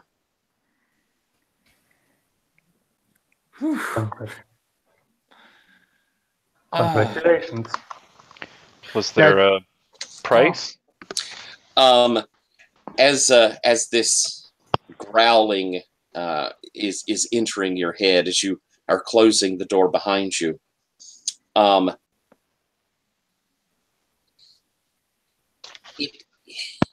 it's as though that voice, that sound of their cries follows you out. You can almost hear it continuing to ring in your ears. You have an option here. You can just run from this room down the hall blindly, or you can buck up, screw your courage to the sticking place, and it will cause you to be shaken, to be fearful, and cost you trauma. Which would you prefer? Hoping to find a servant to get rid of the cats, convince them to get rid of the cats. I'm just going to flee down the hall. Begin running, just flight, as behind you these screams continue. Mama! And running down the hall, you turn a corner and run smack into one of the gentlemen in livery. He's a tall African man, bald. As he goes, looks at you, his eyes widen, and he has a sort of almost leer. Mistress, you look as though you have had a fright. Oh, what could I do to help you? And as he says this, and you've run up against him, you can feel his hands sort of sliding down your arms and touching you on the hips.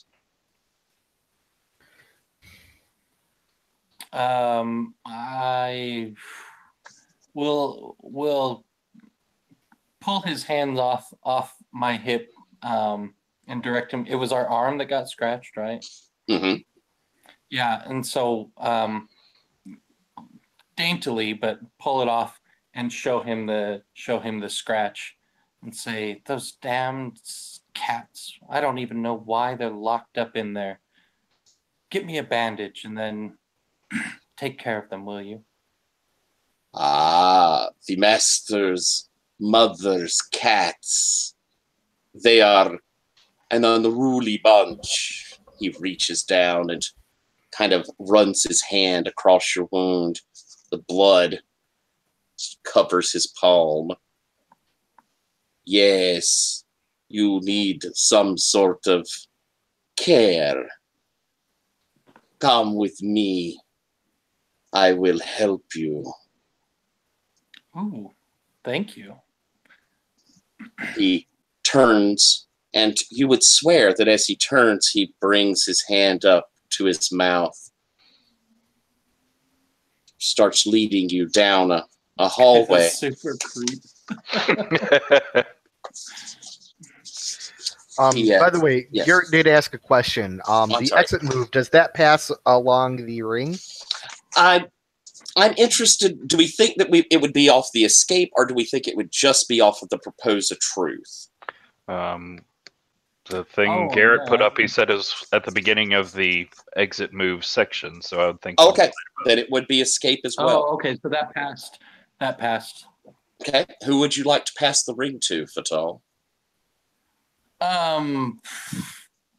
Let's go with the witch. She's usually good, and with some blood on the table, maybe she can make some use out of it. I think I'll smile, as he licks that blood and follow a little more confidently after him. All right. He leads you down a hall and to a rather inconspicuous staircase. You can only imagine it's probably for the servants. And after traveling down it, you enter. Yes, I believe so. No. What now? The immune to trauma for passing the ring is only if you choose to just, without making a ring move or an exit move or anything, just pass on the ring. Right. The exit moves passing are using a ring move. That doesn't count for that. If you choose to give up the ring move, then you're immune to trauma after that, until it's passed. Did I take a trauma then? Is that what just happened? No. No. Oh, okay. Sorry. No. So he leads you down this stairway into a back cramped. Unlike the rest of the house, this is bare walls, which makes you again think it's probably the servants' corridors. And as he continues down, he comes to a door. It is sturdy, wooden, and iron bound. As he says, "Mistress, if you go in here, I am sure that Mrs. Cratchit would be happy to bind your wound." Mrs. Cratchit, I've not been to this part of the house yet. She is the old housekeeper. She no longer leaves her room very often, but she is still the wisest of all the servants. Ask him to join us. No. think we I can don't know. handle an old nurse alone. His hands were, his hands were, strong and firm. Oh, so easily distracted. As you look down at the key ring, what does the key look like that you think would open this door?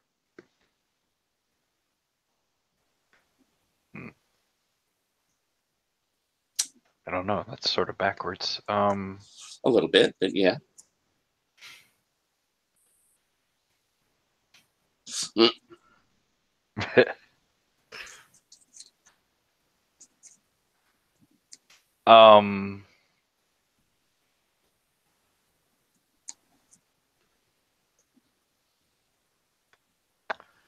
I think it's shaped like a tree. It's done up in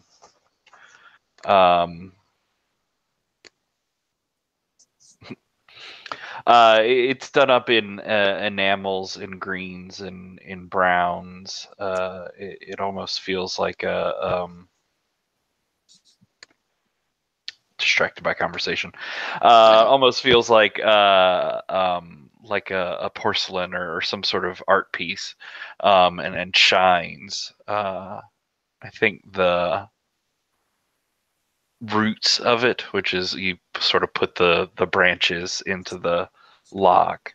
I think as we grasp it, the roots part that you hold and turn, the roots are gnarled and twisted, and sharp, like they're wrapped around pointy, sharp things. All right. As you put the key into the lock, you kind of look back to see if the gentleman is following you coming in. And he's no longer there. You didn't hear him leave, but surely he must have just walked off. I mean, he had to have, because he's no longer there. As you turn the key, the door opens. You step inside, and it closes. Inside is a room. It smells of spices and earth. Smells of flowers and herbs. You see that there is a heavy rail table, wooden table, and on it you could see there are planters and pots with little things growing in it. There is a window, though you see it's barred, with light coming in, and you could see that there are pots with plants growing all in front of this window. These plants are twisted and gnarled, and most of them are covered in thorns. There is a small fireplace with a very low flame, probably a coal flame, going inside of it, and on the top of it, there's a pot that is steaming. The smell is not appetizing. It is instead reminds you of rot. Stepping out of the shadows, you see a little old woman. She is wearing a black dress with a bit of lace around her neck. She's still in this darkened corner, so all you can kind of see is it's almost like the black dress blends into it. So all you really see is that white lace and her very pale, wrinkled face and her dark eyes staring at you. She has iron gray hair tied back in a bun. She goes, "Dearie, I don't get many visitors. You're the new mistress, aren't you?" Are we? And you're the old maid, the nurse? I know many things. I was the housekeeper before. Well, I just can't get around like I used to. But I can nurse a wound. You seem to be bleeding, dearie. Yes, a scratch from some horrible beasts. A room not nearly as nice as this. These plants, I've almost never seen their like. Oh, they were collected for me from all over the world. They have marvelous properties. Come here, child. Let me take care of you. She sort of steps a little bit closer. As she does, you can see that her dress still sort of flows back behind her into the darkness. But you would swear there was some sort of movement at the bottom of it at her back that just trails further into the shadows. It's fireplace in here, shifting light and things like that. It's probably nothing. I will come over to her. This is still bleeding everywhere, and it really does sting. As you move up to her, she pulls out a handkerchief, large handkerchief. Says, "Here, let me clean that for you." And she begins rubbing it across your wound, your scratch. As it does, it sort of burns. She says, "Oh, goodness, there's terrible things you can get from a scratch, my dear." And she reaches over to one of these plants and pulls off a couple of leaves. As she does, the sap from where they're broken off drips. It is black and thick, dripping down. What's that one called? Oh, dearie, I don't know if you would have heard of it. It is called, it's called the blood balm. Don't let this get close to us. But she's a nurse. This is what she's here for, to serve us and heal us.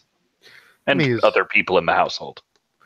One of our darling husband servants would never think to hurt, to do anything but to care for us. We can care for ourselves, can't we? Maybe in time, but look at these plants. She's obviously a woman of great knowledge. She's obviously a woman of great craft. Maybe we could learn from her to take care of ourselves. And compare, disgusting. Yeah, and compare to what we used to do on the seas when, someone got a cut. You pour some rum in it. If it's really bad, you stitch it up with some twine, and you hope you don't get an infection. Could this really be any worse? Animus, you were the one who loved to throw up on the sea.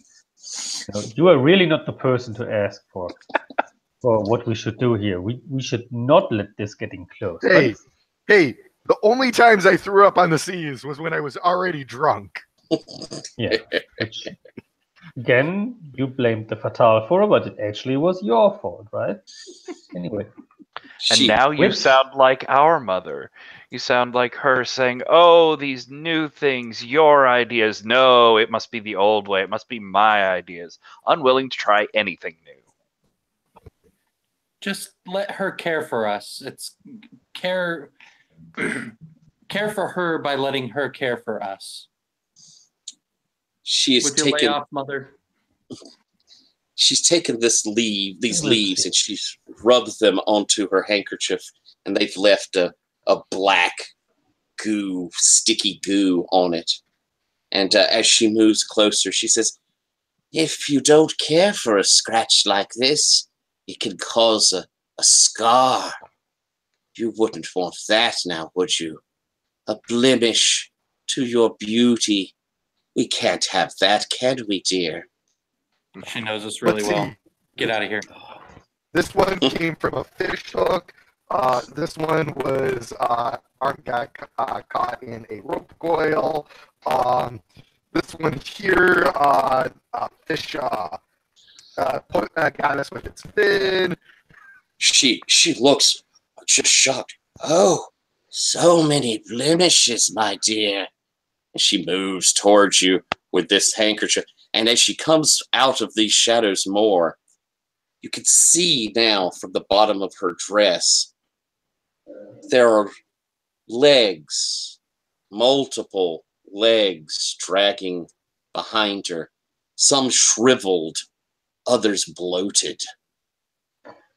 And as she's getting closer to you, you can see pockmarks and scars on her face and on her hands. She says, "Dearie, we must do a lot of work on you." As she reaches forward with this handkerchief and rubs it down with this goo. As it touches you, it burns. She says, "Oh, yes, let me wrap it." She wraps it tight around you. Which? As she does, I'm going to reach for some of the leaves, the sort of leftover that have fallen there, pick it up and sniff it and sort of taste it a bit with the tip of my tongue. I want to investigate a mysterious object. All right. By tasting it? How do you propose we investigate it? Asking. I don't know. Mother seems wise. These plants. Why did Bluebeard keep this item? As she rubs this on you and as she sees you touch your tongue to it and pick it up, she goes, "Oh, that's a good one, my dear. You seem to have a talent." And you could kind of feel a bit of a burn on your tongue. That will make your skin so smooth. And this, she reaches over and grabs another. This will take away that horrible scar. As she pulls this leaf off, orangey, yellow, pus-like sap seems to leak from it. And she's reaching towards where one of those fishhook scars is. "Yes, that really must come off, dear." As it touches your arm, unless you stop it, it begins to burn, and you feel a constriction, almost as though something is wrapped around, like you've tied something there.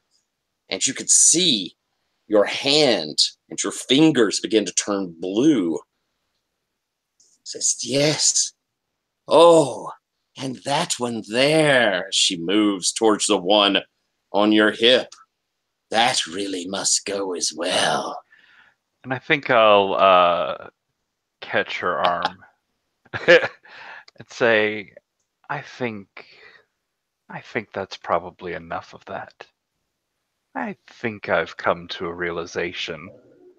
As I unpeel the bandage off of my arm, and you could see where the scar and scratch are gone, but your arm is starting to wither almost there.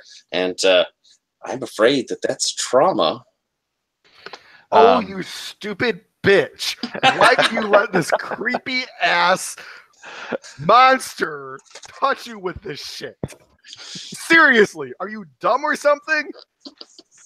because I have an insatiable need for knowledge. If I'm so stupid, I must learn. I must experience the world, and that will probably help as I dig my fingernail down my arm in the line where that scar was to open it up again. Ooh, all right. So are you taking the trauma alone, or are you sharing with your sister? Like a good sister might. Sharing is caring. Also, do you accept the fault for this or not? Yeah, I think it sounded like you didn't accept responsibility, did you? Yeah, I definitely accept blame for this. Oh, okay. So the trauma is one less. So, all right. It's not just accepting responsibility. It's accepting my reason for the responsibility. You view ignorance as a bad state. I view ignorance as a start.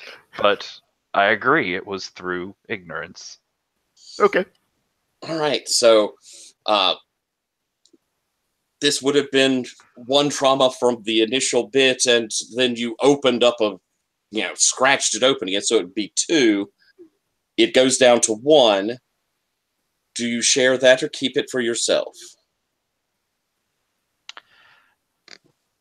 I may appreciate the animus's words, but it doesn't mean I like them. I think I'll probably share that trauma. All right, everyone mark a trauma, please. We all have to learn from these experiences. And as you gouge down your arm, the blood begins to flow again, and she opens her.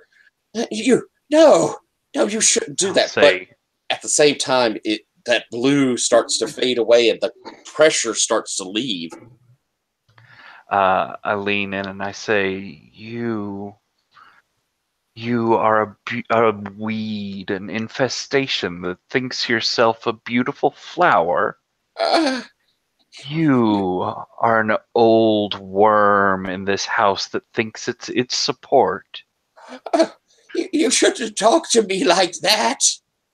You're nothing. I have been to the wild places. I have ridden on the wind.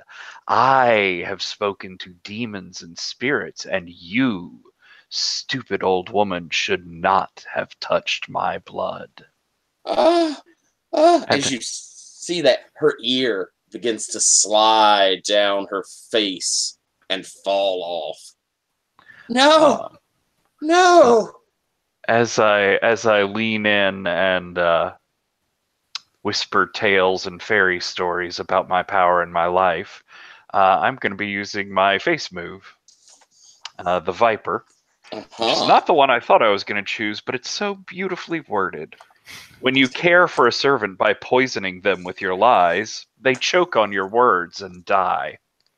Oh, as you're telling her this, she's no, you these blemishes, you will be ugly. We must be beautiful for the master. As you say that, her nose kind of collapses and sinks in, leaving just the hole of her nostrils open, and her arm seems to go dead and black.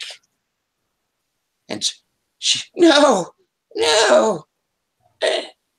and you see her parts begin to fall. Those legs behind her, the swollen ones, burst with black bile and pus. The small withered ones writhe and collapse in on themselves. The smell of putrescence fills you as her eyes open wide and blood begins to pour from them. And she just collapses almost into a puddle of awful and vicious slime. And the smell, the smell of rot and death as these plants begin to move from the bottom of the pots. Roots begin to stretch out towards that puddle, and you can audibly hear the roots sucking it into them. I'd like to propose a truth about this room. All righty. That was lovely. I feel just wonderful about how that went. See, I couldn't just did it. Yeah, but we couldn't just come in and murder an old woman. What if she was actually helpful or at least wise? The sort of move you have to work up towards. So when you propose a truth about a room, detail what you think happened in the room, to whom, and why.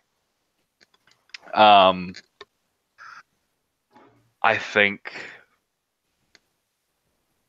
think this bitter old woman, housekeeper of this house, probably started as a maid, probably grew up or at least grew old, watching Bluebeard mature into a large, sort of alluring man, if strange. Watched him bring home brides, other women, grew jealous, grew hateful, and like an infection, I think she just took root in the weakest parts of this house and grew as a poison vine, probably spreading her bile amongst all the other inhabitants of this house. Certainly not helping. All right. Well, sisters, do you think that you're taking a token of faithfulness or a token of disloyalty? I think we expelled poison from his household. I think that's a loyal move. Garrett, Yeah, I sort of think so. I think this is sort of, this is an external. I'm rationalizing this as an external force on Bluebeard, an invading presence in the house. You're rationalizing much more here. You're rationalizing your own turn to violence, to cruelty. I'm concerned. To self-preservation. But not about Bluebeard. But Mother, it's what she deserved. She'd become nothing. She'd given up everything trying to be beautiful, and clearly she wasn't anymore. I think it speaks well of our husband that he would keep such a filthy, disgusting thing around, despite her disgustingness. Means that he'll love us forever too. How could you expel someone who, held such loyalty in their hearts, even if it was poisoned by jealousy? Yes, I agree, Animus. Fatal, your fear is speaking out of your words. Your fear of being once in the same. I don't have fears. I have aspirations. Yeah. Beauty is what I do. Beauty is what I use. I bet her husband has a fine aspiration. Oh, now there are two of you. Sounds like you're taking... Oh, I'm sorry, go ahead, Garrett. I think our husband is loyal to us. We will be able to speak with him about this. And we won't make the same mistakes as this woman has. I'm still on the fence about whether our husband is loyal to us, but I don't think we can lay this sin at his feet. And so you take a token of faithfulness.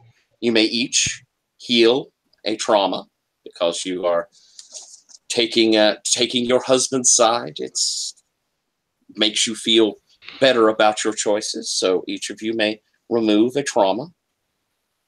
And as you propose this truth and open the door and walk out, behind you, you can hear the slither of leaves and that sucking of the roots as the door closes behind you. I close the door definitively and without a look back. And pass the ring. To the Animus. To the Animus. All right. We might could get one more room in 10 minutes. Do we want to give that a shot? Yeah. Sure. Okay. So, Animus, you have the ring. Where would you like to go? I think I'm going to choose the biggest, heaviest ring.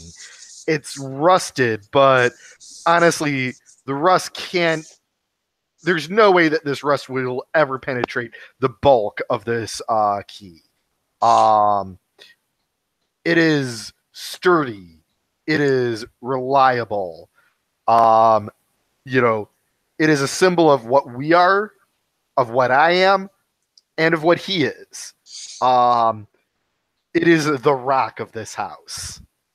Excellent. Then as you pull out this key and begin walking down this, again, fairly bare hallway in the lower part of the house, the key almost seems to lead you. You feel drawn further and further, deeper into the kind of depths of this house, until you come at the end of a hallway to a door made of metal, iron. It is it's sunk into the stones of the wall. It looks quite formidable, nearly impossible for someone to be able to force this door. It has that huge key ring or keyhole there that this large key will certainly fit. And so as you put it in and turn it, the door opens. You step inside. And the door closes behind you.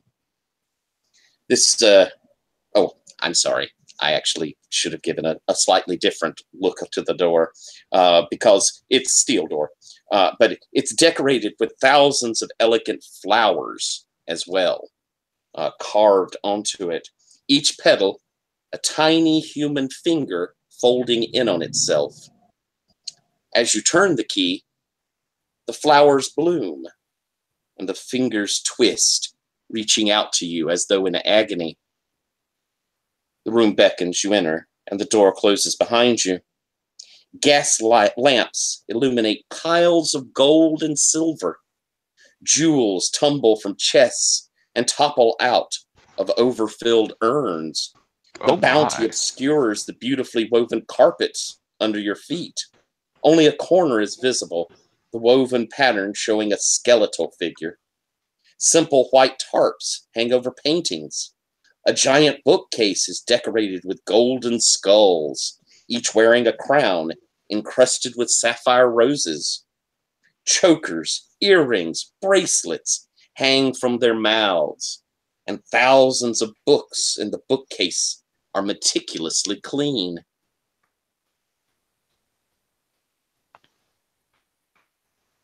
Well, I don't know about how you girls feel, but with all of this, who needs a husband? This is why you catch. I do. But very much so.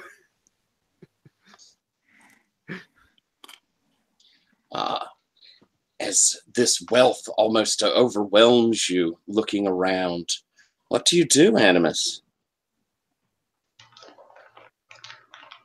I mean, I'm his bride. I'm his true treasure. So obviously when he returns home, I should be displayed as such. So do you head over to, these golden skulls with their beautiful bracelets and necklaces? And yes, absolutely. Yeah. As the Animus is heading across the room and reaching for the most shiniest thing she can find, I'd like to take stock of a tense situation because I feel like I've learned a little about this house so far, and I know a lot more about stories of how pirates feel about their treasure. All right. So you're taking stock there. What question would you like to ask? Again, this all just seems too perfect. And yes, that door looked solid, but it was just one door, and someone could get the key to it. What traps have been laid here for the bride? Oh, I see. As you step forward to these skulls, and Animus is reaching out to grab at you. You're thinking, oh goodness, there may be traps. What could be waiting here for us?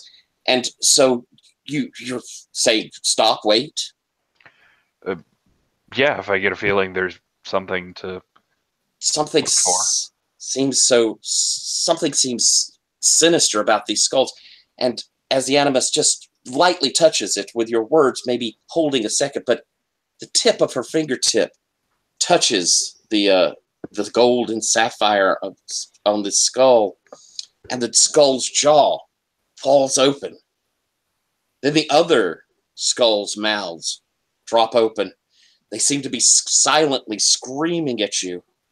The ground shakes as a bookcase recedes into the wall, revealing a room. You can smell coming from it age, dust, and something strangely sweet. You're afraid of that room.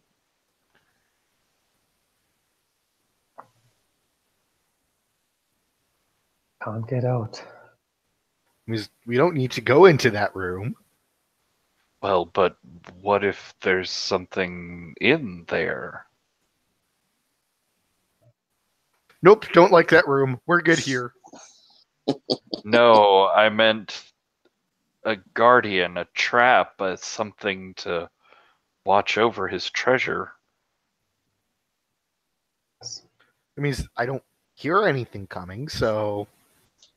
As you say that, from inside of the room, you begin to hear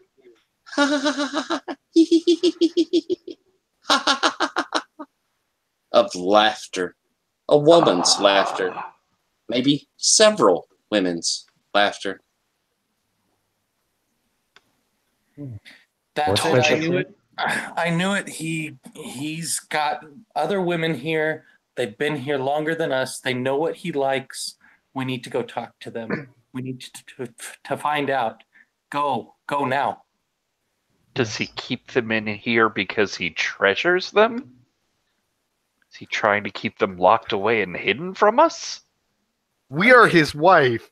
If they are his servants, then we are their mistress. They will come to us. Regardless, we need to talk to them if he's keeping women around. Yes.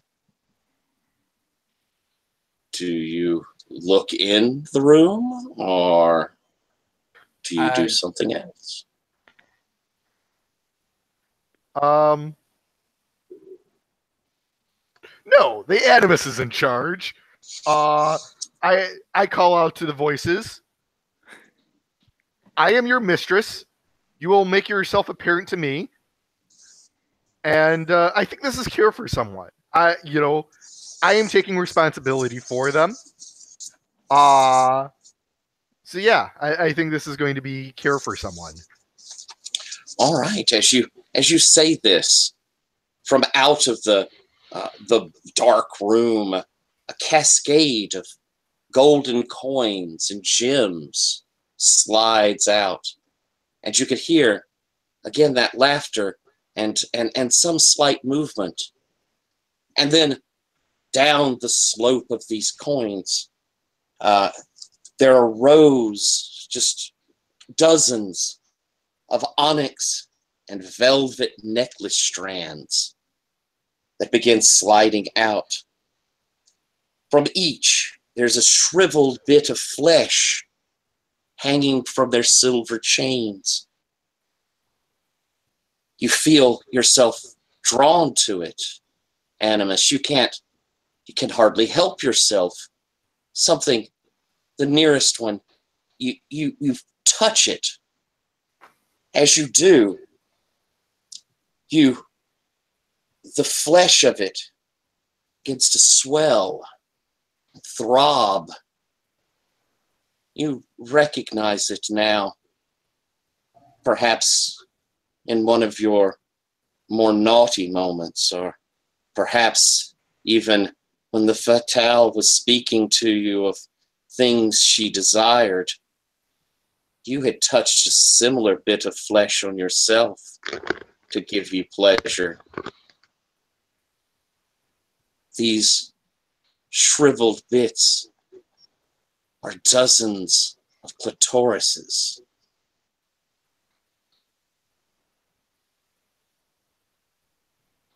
How fucked up is the Animus? pretty fucked up, I think. I'm going to caress the horror. These are obviously servants of my husband. And they're lonely. They're seeking a touch, but a touch that, probably as a woman, we know better of what they're after than even her dear husband. Wonderful. Roll with blood. That is a 7. Ooh.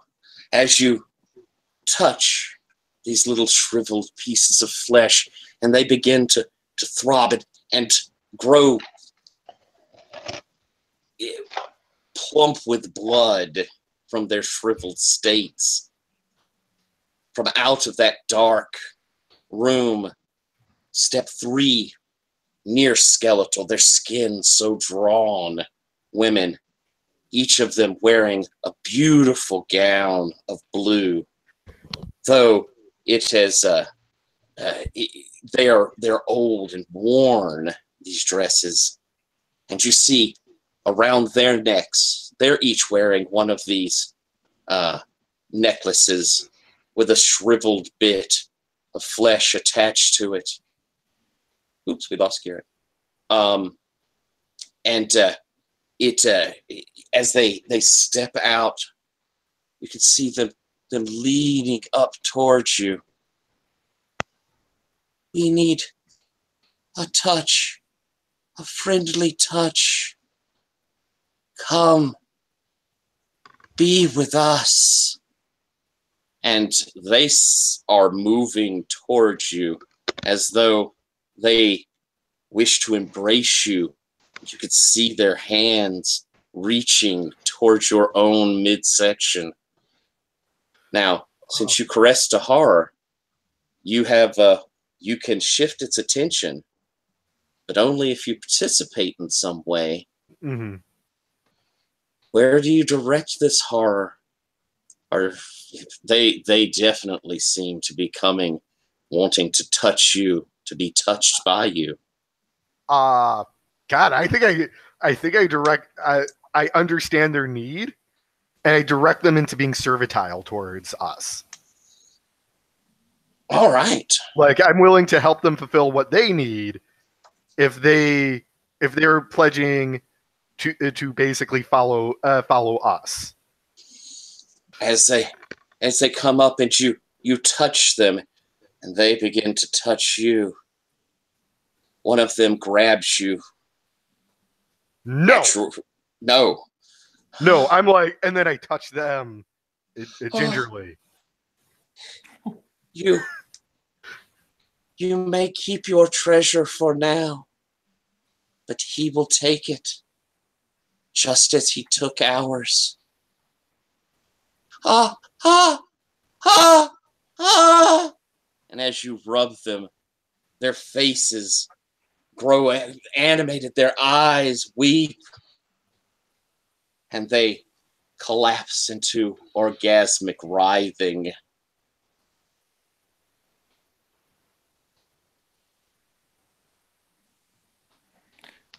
Well done, Animus. You're finally understanding the power of a woman's touch.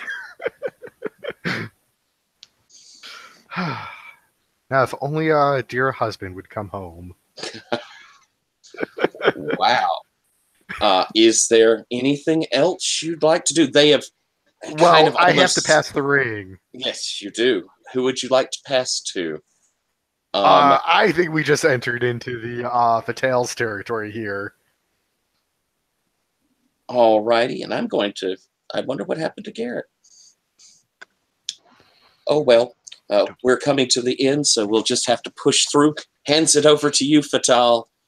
These women are just writhing and screaming and in ecstasy. I would like to propose a truth. As much as I approve of what we did here, I don't like the idea that our husband would keep something like this hidden in a back room. And I Or think it. the idea that he might mutilate us. Oh, yeah, that's a good point. Yeah. Think of that. Yeah, so I think this is definitely a clear, like, proving he's disloyal. If he's doing this to women and if he's keeping them unpleasured, So. So what is your truth? Sorry, I'm trying to find the exact. It's page part of it. 6. Yeah. Page 6. Thank you. When you I was trying to propose some find truth exactly about how a to phrase it. room, yeah, you detail what you Here think we happened in the room, to whom and why. All right, And so say I why think, that supports your interpretation of Bluebeard. yeah, I think going on what the witch said, I think this is where he's taken women that he hasn't been wed with and had his way, and then mutilated them and keeps kind of a treasure. That's an excellent truth. Do you think that the sisters that this is that you this is faithfulness or disloyalty? It's got to be disloyalty, right, guys? Yeah. Probably. I mean, Sorry. Animus is pretty love struck, but she ain't stupid. All right. We take a token of disloyalty, and each of the sisters takes a trauma. And I'm guessing this is not something that can be shielded. It is not. Because it's really all of you choosing, so Yeah. you can't really cast it out. And Garrett, you're back. Welcome back. The bring passed to the Fatal after this occurred, and she proposed a truth. Spencer, would you like to real quick tell your truth again? Sure. So the truth was that these skeletons are women that he was not married to, that he brought here, and they had their, his way with them, and then mutilated them, and kept the necklaces as like a treasure. What's the word for that? Like that serial killers.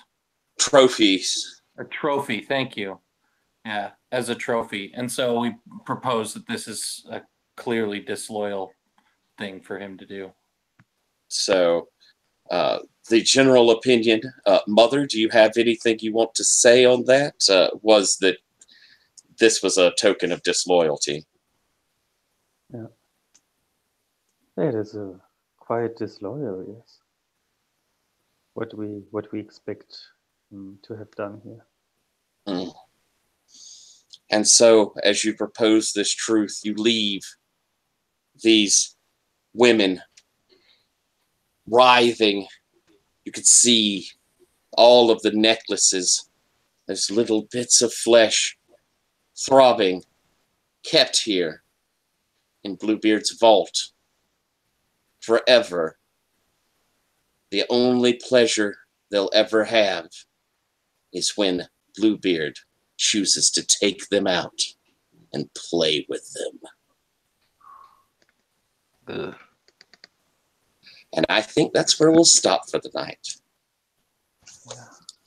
So that was horrible and disgusting. And I can't lay claim to that one completely. That came from the book of secret, or book of rooms. That's Bluebeard's vault. Yeah, I'm like, wait, are you really getting this grotesque and sexual? No, this has got to be from the book. This has got, it takes a lot of, like to put something out there, you either are really creepy or you've spent a lot of time psyching yourself up to do that. Yeah, that was one of theirs. I did the mother's bedroom and the vault from theirs. I did the nurse was one that I came up with.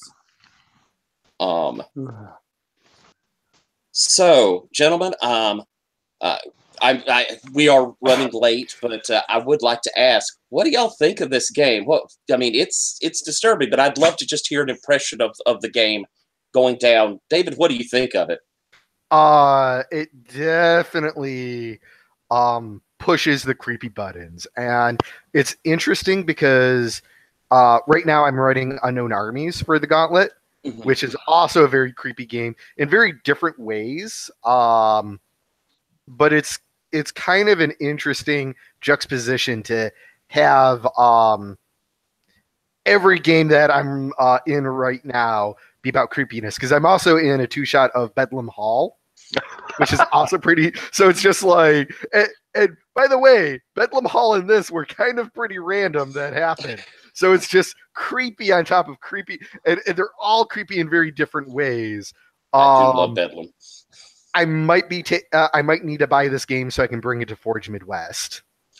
I got to tell you, it's a the book itself is gorgeous. Just the way it's so laid out, good. the art, everything. It is a beautifully made book. Garrett, impressions of this game? I just don't get it. I have to say, it's my second time I played, and the player authority and handling around is not of my taste. It doesn't really work for me. Yeah, that doesn't. Again, I can see that. I mean, it doesn't surprise me that it would not be some people's cup of tea.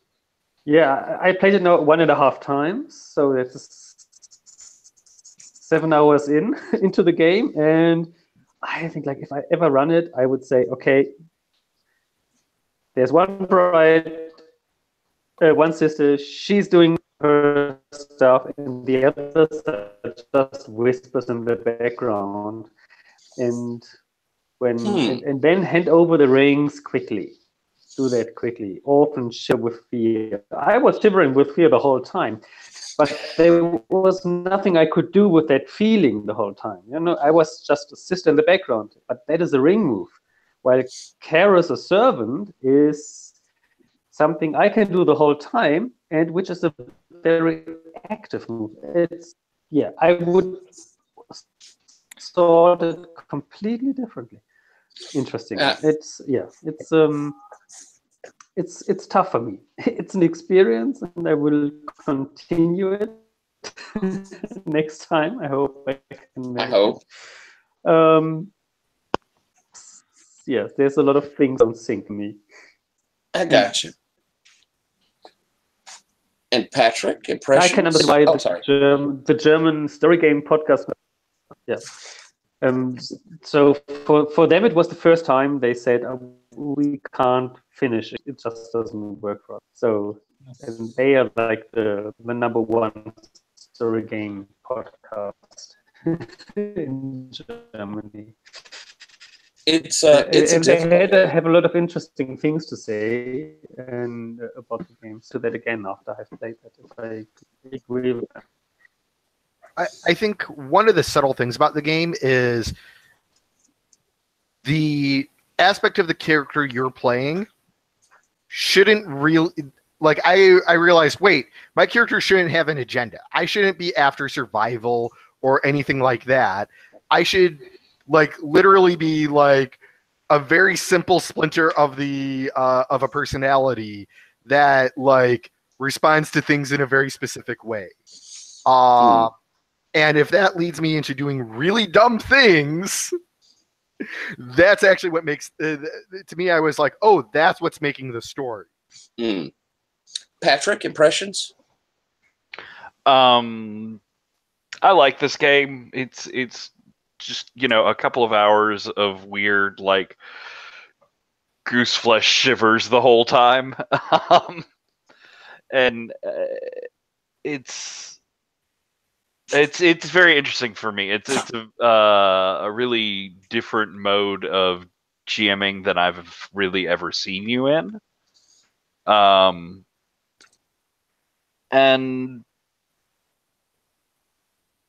I don't know. I think there is some weirdness to the like ring moves and how the ring passes, and I do think it's best when the ring can move around pretty quickly. I was sort of selfishly going for a particular outcome in that nurse's room, which is why I kept holding on to it.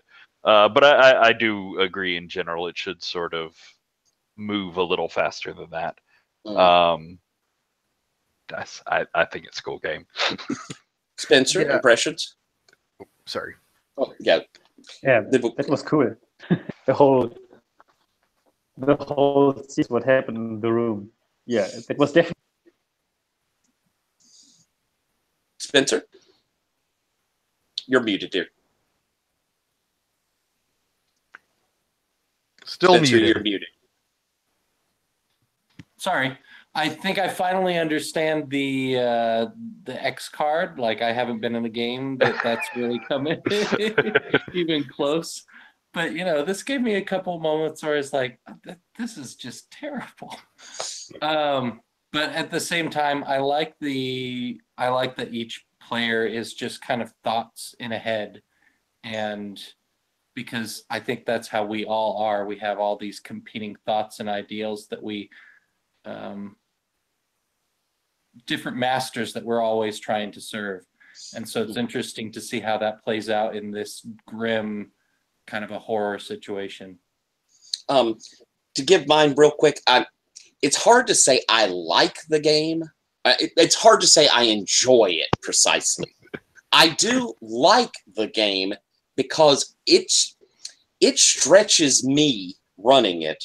And when I played it, it stretched me playing it because it is intentionally so oppressive, and it goes to that very edge of too much.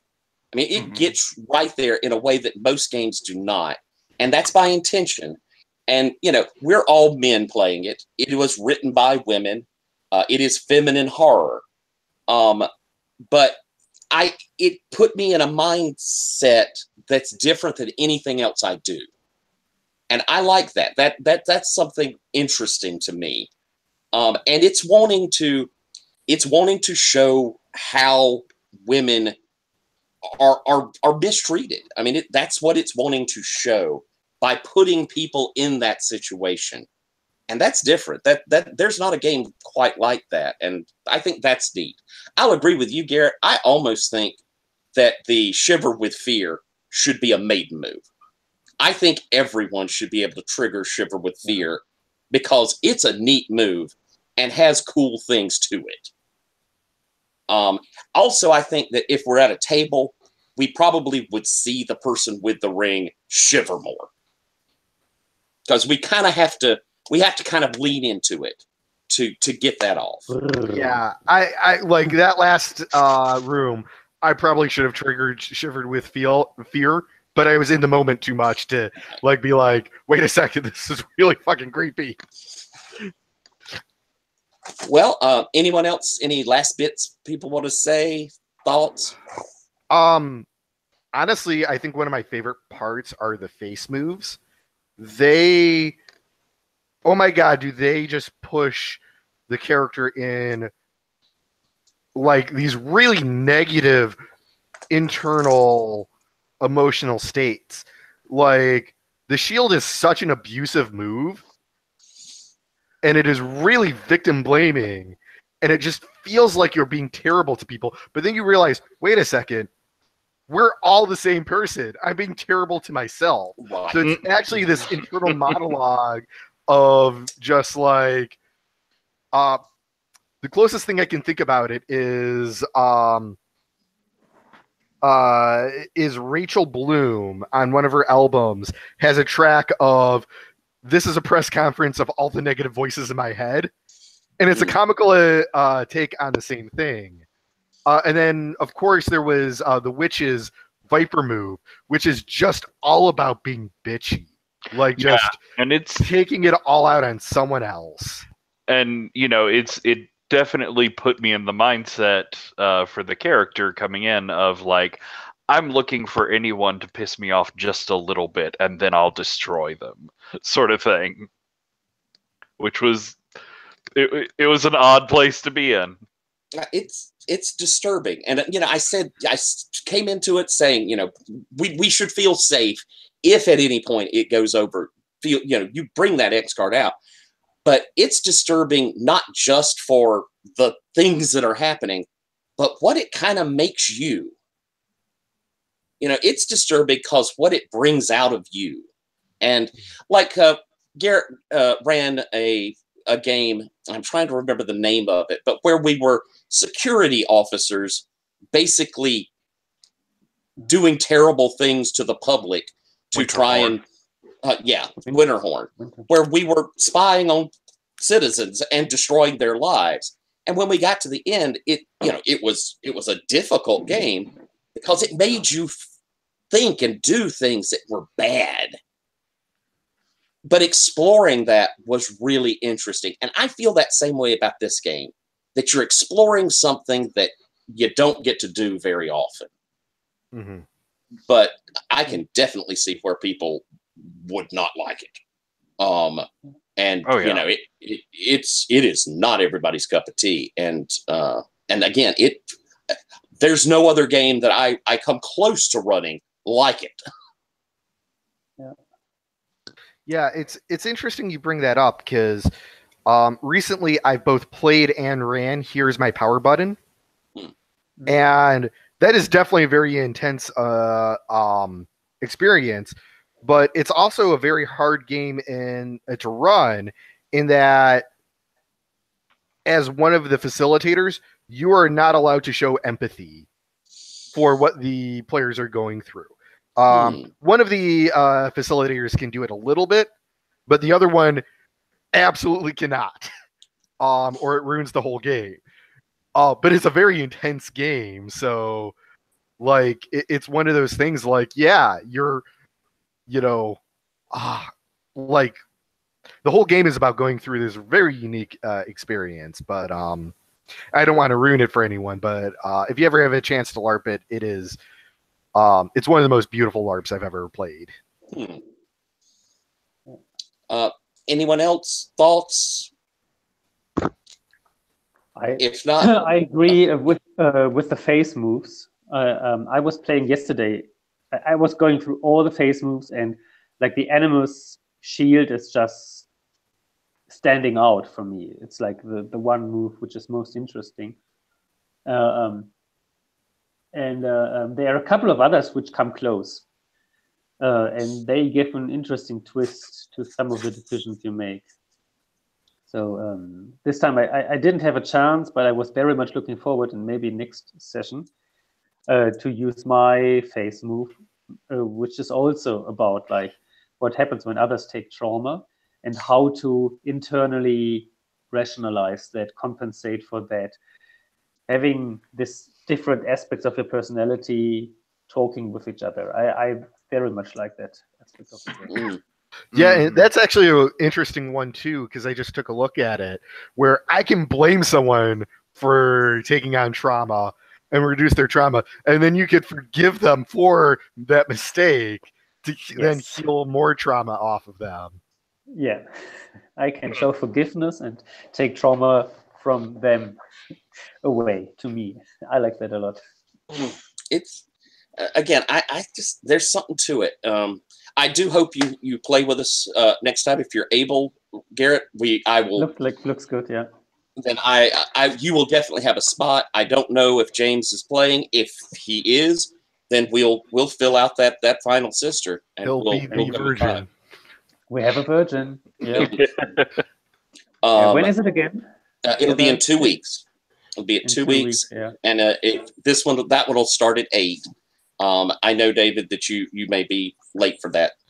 I definitely will. I get off of work 8:30 Eastern time. Okay. So it will probably be about 9 o'clock Eastern time. Okay, join us when you can. Yeah.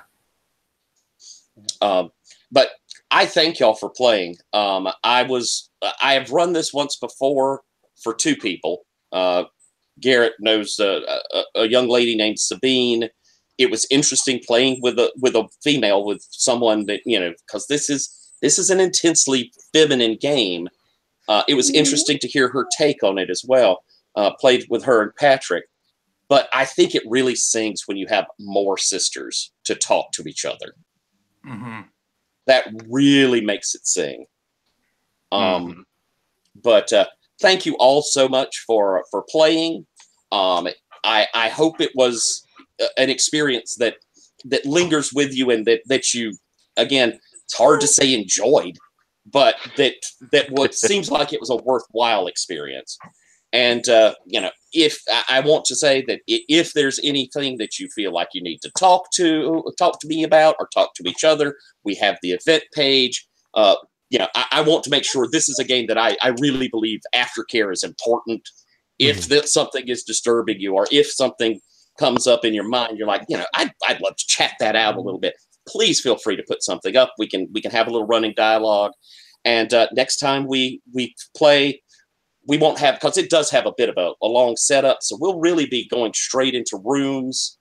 I think it resolves. The ending is very interesting too, so I'd like to see us reach that end. We're 1-1, so at most we're only going to go through 4 more rooms. 3 more rooms. Yeah. 3 more rooms. That's true. Yeah. So I look forward to seeing all of you again next time. And again, thank you all for playing. Wait. Good night. Oh no, we had an escape. Actually, we can do more if people just escape the room. Escape a room. Yeah. Yeah. Okay. Thank you Good very night, much. everyone. You guys. Good night, guys. Take care.